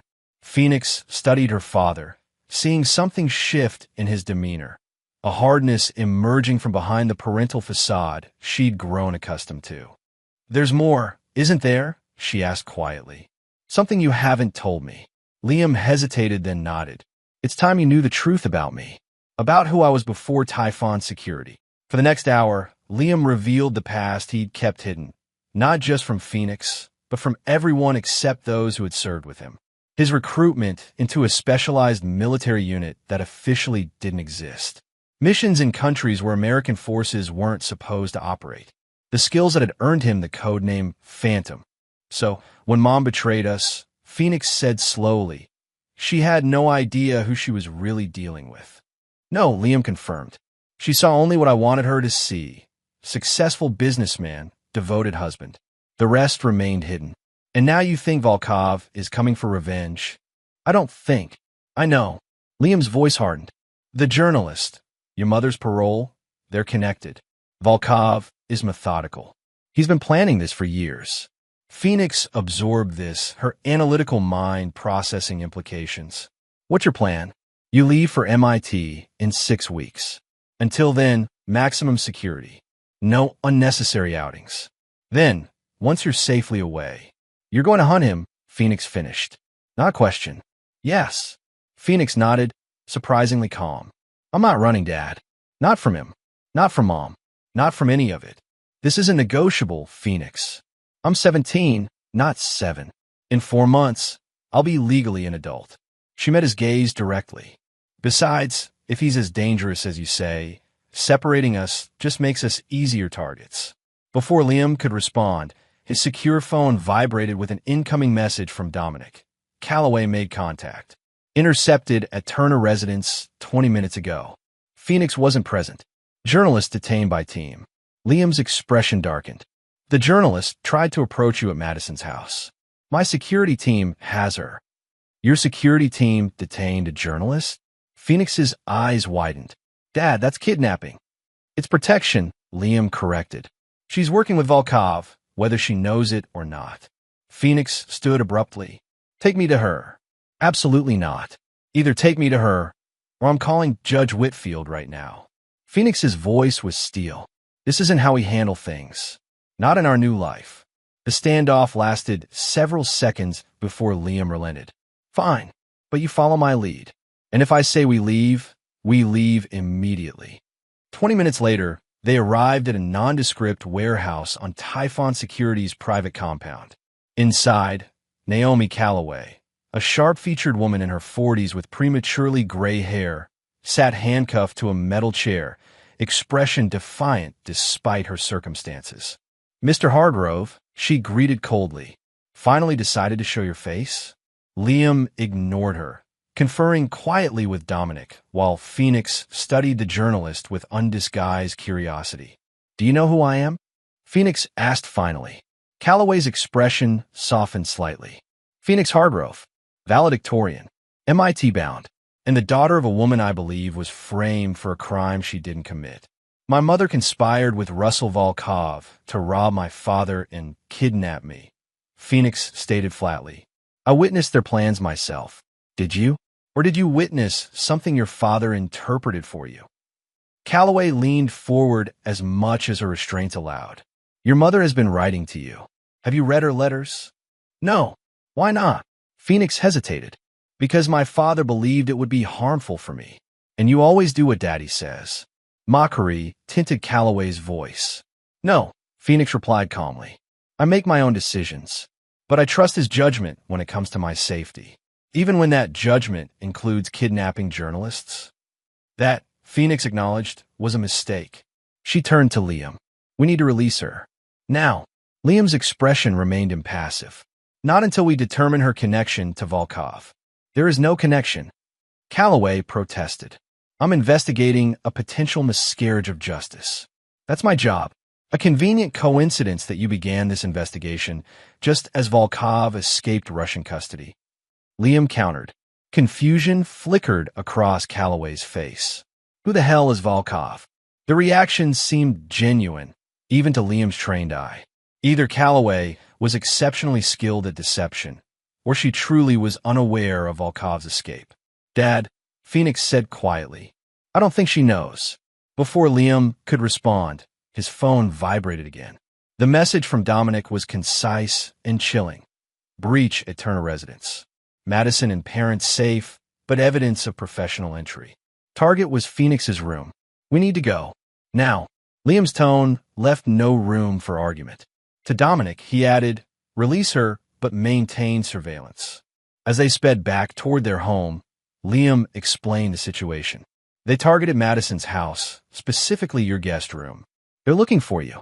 Phoenix paled, but remained composed. "So what now?" "Protocol Obsidian. Complete disappearance. New identities, new location." "Running, you mean?"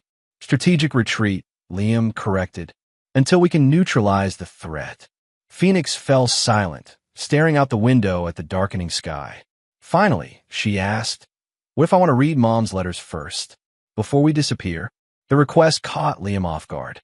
"Why now?" "Because if Volkov is working with her, if this is all connected like you believe, then her letters might contain information. Clues." Phoenix's expression hardened. "And because I'm tired of not knowing the truth." Liam studied his daughter, recognizing the determination in her eyes, the same determination he saw in the mirror each morning. "The letters are in my safe," he acknowledged, "but we read them together." An hour later, they sat at the kitchen table, a stack of unopened envelopes between them. One by one, Phoenix opened them, reading each aloud. The early letters contained what might be expected: apologies, explanations, pleas for understanding. But as the months progressed, the tone changed subtly. References to a second chance appeared. Mentions of friends in unexpected places who might bring our family back together. The most recent letter, dated just 1 week earlier, contained the most direct statement: "When I'm released, we'll have help starting over. Somewhere Liam can never find us. Someone who understands what we've been through has made arrangements. Say nothing to your father." "She's working with him," Phoenix whispered, face pale. "With Volkov." "Yes," Liam confirmed grimly. "And they're planning to take you when she's released." Phoenix's hands trembled slightly as she refolded the letter. I almost believed her, that she was sorry, that she'd changed. "People like your mother don't change," Liam said quietly. "They adapt. They find new angles. But fundamentally, they remain who they've always been." "What do we do now?" Liam gathered the letters, placing them in an evidence bag. "Now we stop reacting and start hunting." Over the next week, Liam's network activated fully for the first time in 3 years. Surveillance on Bianca's prison revealed unusual visitor patterns. Legal counsel ostensibly preparing for her parole hearing, but the man's credentials were false, his identity carefully constructed. Financial trails showed a complex web of transactions connecting shell companies similar to those Volkov had previously used. Properties purchased through nominees in 3 states. Specialized equipment ordered through untraceable channels. Most disturbing were the fragments of communications intercepted between the false lawyer and Bianca, coded messages that, when deciphered, revealed a plan not just to take Phoenix, but to exact revenge on Liam through his daughter. "They want me to watch you suffer before they kill me," Liam explained to Phoenix as they reviewed the evidence in his command center. "It's psychological warfare, targeting what I value most." Instead of fear, determination hardened Phoenix's features. "Then we use that against them. Set a trap." "No," Liam said flatly. "You're not bait." "I'm not suggesting I should be," Phoenix clarified. "But they believe I'm still the traumatized 14-year-old from 3 years ago. Someone who might still yearn for her mother's love despite everything. We can use that misconception." Liam studied his daughter with newfound respect. "What are you proposing?" "A controlled scenario. I write to Mom, tell her I've read her letters, that I want to meet when she's released. Somewhere public, but isolated enough for their purposes." Phoenix's eyes gleamed with cold intelligence. "We choose the battlefield. It's too dangerous. More dangerous than waiting for them to choose the time and place." Phoenix countered. "You taught me that initiative is critical in conflict." "I never taught you that." Liam said, frowning. Phoenix smiled slightly. Not explicitly, but I've been watching you for 3 years, Dad. I've learned more than you realize. After hours of debate, a plan emerged. Not the one Phoenix had initially proposed, but one that incorporated elements of her strategy while maintaining the security Liam insisted upon. They would allow Bianca to believe Phoenix had reached out, wanting reconciliation. They would permit controlled communication, feeding information that would shape Bianca and Volkov's approach. And when the trap was fully set, Phantom would spring it, with Phoenix safely hundreds of miles away. Over the following weeks, as Bianca's release date approached, the gambit proceeded with precision. Phoenix's carefully crafted messages, reviewed exhaustively by Liam before transmission, painted the picture of a daughter desperate for maternal connection despite lingering doubts. Bianca responded exactly as predicted, with manipulative warmth, vague promises, and subtle encouragement to maintain secrecy from Liam. Through encrypted channels established by her legal counsel, she arranged a meeting for the day after her release, at a lakeside cabin supposedly owned by a supportive friend. 3 days before the planned rendezvous, Liam prepared Phoenix's departure. A private jet waited to transport her to Judge Whitfield's brother's estate in Montana, remote, secure, and unknown to anyone who might be watching them. I still think I should be there, Phoenix argued as they reviewed the final preparations. They'll be suspicious if I don't show. They'll be expecting a double cross, Liam countered. Volkov is too experienced to believe I'd allow you anywhere near this meeting. He's counting on capturing you beforehand, using you to force me into the open. And instead, I'll already be there, waiting. Liam's expression was cold. This ends tomorrow, Phoenix. Permanently. The night before Phoenix's scheduled departure, Liam found her in the kitchen, brewing tea, a habit she developed during their 3 years of rebuilding. Can't sleep? He asked, joining her at the counter. Thinking, she replied, pushing a second cup toward him. About Mom. About what happens after tomorrow. Liam accepted the tea, studying his daughter. What do you mean? When this is over, when they're dealt with, what then? Do we keep running? Keep hiding? Or do we finally start living? The question struck deeper than Phoenix likely intended. For 3 years, Liam had maintained constant vigilance, viewing their life in Portland as merely a temporary reprieve rather than a true new beginning. I don't know how to stop being what I am, he admitted finally. The man who built Typhon, who married your mother, who thought he could have a normal life. He was a construction, a cover identity that became real for a while. And who are you really? Phoenix asked softly. Someone who protects what's his, Liam replied. Someone who eliminates threats. Someone who never forgives betrayal. Phoenix considered this. And what if someday I disappoint you? Betray your expectations? Am I just another possession to be protected or discarded if I fail? The question shocked Liam. You're my daughter. Nothing will ever change that. Mom was your wife. That changed. That's different. What your mother did was unforgivable. I know. Phoenix met his gaze steadily. But Dad, someday I'll make mistakes too. Not like hers, but mistakes nonetheless. Will you extend me the grace you couldn't find for her? Liam remained silent, unsure how to answer. I'm not asking you to forgive Mom, Phoenix continued. What she did was monstrous. But this life you've built, this fortress mentality, this isolation, it can't be forever. Not for me, anyway. Before Liam could respond, alarms blared throughout the house. Security perimeter breached. Multiple intruders approaching from 3 vectors. Liam's training took over instantly. Safe room.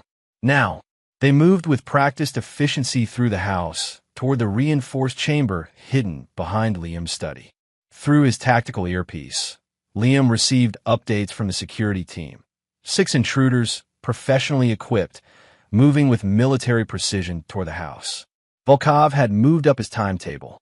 Inside the safe room, Liam activated defensive protocols while Phoenix took her assigned position at the secondary console, monitoring external cameras. How do they find us? She asked, voice remarkably steady. The meeting isn't until tomorrow. They must have intercepted our communications, Liam replied, arming himself from the weapons cache. They had surveillance we missed. On the monitors, they watched Dominic's security team engage the intruders. Brief, violent confrontations that ended with 2 attackers down, but the remainder advancing steadily toward the house. They're too coordinated, Liam observed. Too precise in their approach. They know exactly where the security is positioned. The realization struck him like a physical blow. We have a leak. Someone inside my organization. Phoenix's fingers flew across the keyboard, accessing security logs. The new protocol you implemented last week. Who had access to those files? Only Dominic and the section chiefs. One of them accessed the files at 2:13 a.m. 3 days ago, from an external IP address. Phoenix highlighted the log entry. Chief Weber. Liam's expression hardened. Weber's been with us since the beginning, which means he's had 3 years to be turned, Phoenix pointed out. If Volkov was planning this from prison, he'd need someone on the inside. The betrayal cut deep. Weber had been one of Liam's most trusted lieutenants, a former Delta operator who had served under Dominic in Afghanistan. Through the monitors, they watched the remaining intruders breach the house, moving methodically from room to room. Their tactical formation confirmed Phoenix's theory. They knew exactly where they were going. They'll reach the study in approximately 2 minutes, Phoenix reported. The safe room should hold, but they planned for that, Liam finished. They're not trying to get in. They're trying to keep us contained until Volkov arrives. A new alert flashed on the security system. A helicopter approaching from the east, flying without lights. Extraction team, Liam muttered. They're planning to take us both. Phoenix turned from the console, fear finally showing in her eyes. What do we do? For a moment, Liam saw not the confident young woman who had been planning to leave for MIT, but the frightened 14-year-old who had fled her aunt's house 3 years ago. His daughter. His responsibility. We changed the game, he decided. They're expecting us to stay hidden, protected. Instead, we hunt. From a concealed panel, Liam retrieved specialized equipment. Tactical gear designed for Phoenix's smaller frame, non-lethal defensive weapons she had been trained to use. You remember the emergency egress? He asked as they prepared. Phoenix nodded. Tunnel system beneath the wine cellar. Emerges 400 yards east of the house. Camouflaged exit near the old oak. Good. You take that route. There's a vehicle hidden at checkpoint 3. Keys under the rear bumper, directions to the secondary safe house in the glove compartment. Phoenix paused in donning her tactical vest. You're not coming with me. No, Liam confirmed. I'm ending this. Tonight. Dad. Phoenix. Liam gripped her shoulders gently. Trust me one last time. Let me do what I do best, so you can have the future you deserve. After a moment's hesitation, Phoenix nodded. Promise me something. Anything. Don't die. Her voice cracked slightly. I've lost one parent to betrayal. I can't lose the other to revenge. I promise, Liam said, embracing her briefly. Now go. Fast and silent, just like we practiced. As Phoenix disappeared into the egress tunnel, Liam prepared for war. The intruders had reached the study, attempting to breach the safe room with specialized equipment. They believed they had their quarry trapped. They were about to discover their mistake. Through the house's sophisticated countermeasure system, Liam triggered localized EMP bursts, disabling the intruders' communications equipment without affecting the house's hardened electronics. Chaos erupted as their coordinated advance collapsed into confusion. Using maintenance passages built into the house's structure, Liam emerged behind the first 2 intruders. They never saw what hit them, precision strikes rendering them unconscious before they could alert their companions. The 3rd and 4th attackers, responding to their colleagues' sudden silence, moved with greater caution. It didn't save them. Phantom had hunted more dangerous prey in far more hostile environments. Outside, the helicopter circled lower, preparing to land on the property's helipad. Thermal imaging showed 2 heat signatures in the cockpit.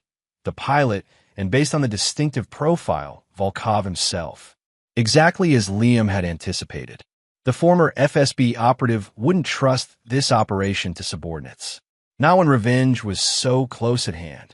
As the helicopter touched down, Liam moved into position.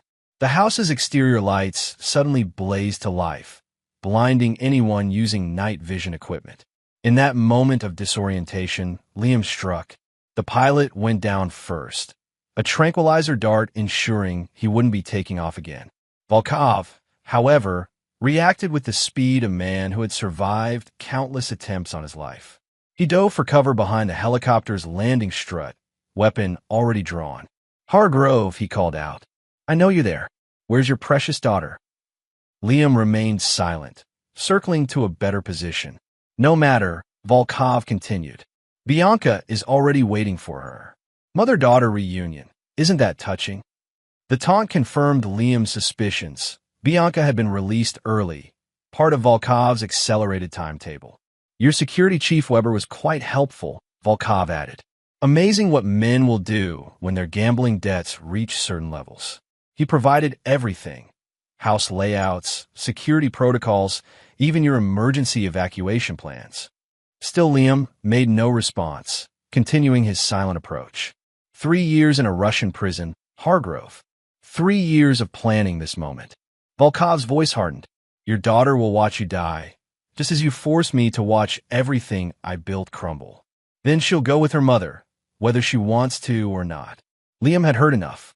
From his position behind the helicopter's tail section, he triggered the final countermeasure, a specialized flashbang designed to disorient without the risk of fire near aviation fuel. In a blinding flash, he moved. Volkov, despite his training, fired wildly into the space Liam had occupied moments before. The bullets found nothing but air.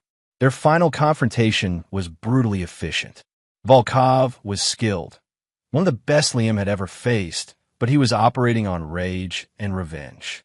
Liam moved with cold precision, each strike calculated, each defensive maneuver anticipated. When it ended, Volkov lay on the helipad, blood pooling beneath him from multiple wounds. None immediately fatal. Liam had been precise in his targeting. "Phoenix is already gone," Volkov gasped. "Bianca, waiting at the roadblock." Liam knelt beside his fallen enemy. "No, she isn't. Phoenix is already safely away. In your roadblock, we'll find only an empty, automated vehicle, triggered remotely when it reached the appropriate coordinates." Comprehension dawned in Volkov's pain-filled eyes. "You knew. I knew Weber was compromised 2 days ago. I fed him false information, the emergency routes, the extraction plan. Everything you think you know about our movements was exactly what I wanted you to know. Bianca is still in federal custody. Her early release was a fiction created to draw you out. The woman waiting at your roadblock is a federal agent." Defeat registered on Volkov's face. "Finish it, then. You've won." "Yes," Liam agreed coldly. "I have." He stood, looking down at the man who had threatened everything he valued. 3 years ago, I gave the Russians priority. A mistake, one I won't repeat."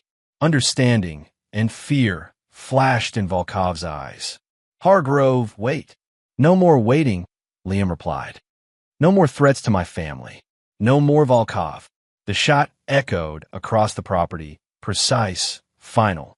Russell Volkov's quest for revenge ended permanently on Liam Hargrove's helipad, his blood seeping into the concrete as sirens wailed in the distance. 2 days later, Liam sat across from Phoenix in the Whitfields, Montana estate. Sunlight streamed through tall windows, illuminating the rustic great room where they had gathered to discuss what came next. "The official report cites self-defense," Liam explained. "Volkov's team attacked our home. I defended my property." "And Weber?" Phoenix asked. "In federal custody, facing multiple charges. His testimony confirms everything. Volkov's escape, Bianca's involvement from prison, the plan to abduct you." Phoenix nodded, processing this. "So, it's really over?" "Yes," Liam confirmed. "Volkov is gone. Your mother remains in prison, her parole denied due to the new evidence. Her journalist ally has retracted her investigation, faced with irrefutable proof of Bianca's guilt. And us? What happens now?" The question echoed their conversation from before the attack, a conversation interrupted by violence, yet somehow more relevant in its aftermath. "That depends," Liam said carefully. "MIT still waits. Your future remains bright. And you, Phoenix pressed. What does your future hold? Now that the threats are eliminated. Liam hesitated. For so long, his existence had been defined by protection, by vigilance, by the ever-present awareness of danger. Without that driving purpose, what remained? I don't know, he admitted finally. For 15 years, I pretended to be someone else, successful businessman, devoted husband.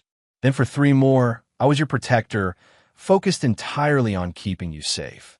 And now, perhaps it's time to discover who Liam Hargrove really is. He met his daughter's gaze. Without the masks, without the constant warfare, Phoenix smiled, a genuine expression that reached her eyes. I'd like to meet that man. I think I'd like him. Even if he never forgives, even if that hardness remains. Some things shouldn't be forgiven, Phoenix acknowledged. What Mom did, what Volkov planned, those things fall into that category. But Dad, there's a difference between not forgiving genuine betrayal and being unable to trust anyone ever again.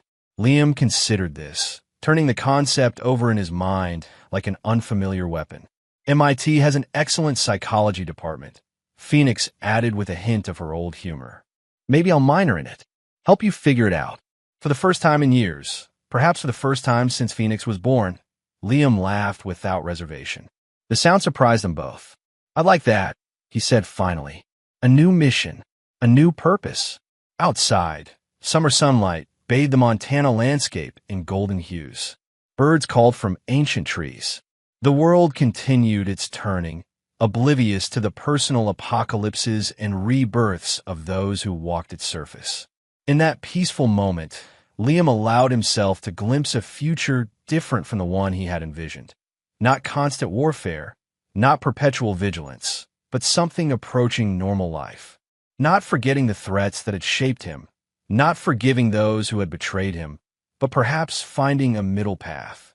For Phoenix, for himself, a new mission indeed. And there you have it. Another story comes to an end. What did you think? I'd love to hear your thoughts in the comments below. If you enjoy this story, consider joining our community by subscribing. It means the world to us. For more stories like this one, check out the recommended videos on screen. And I'll see you there.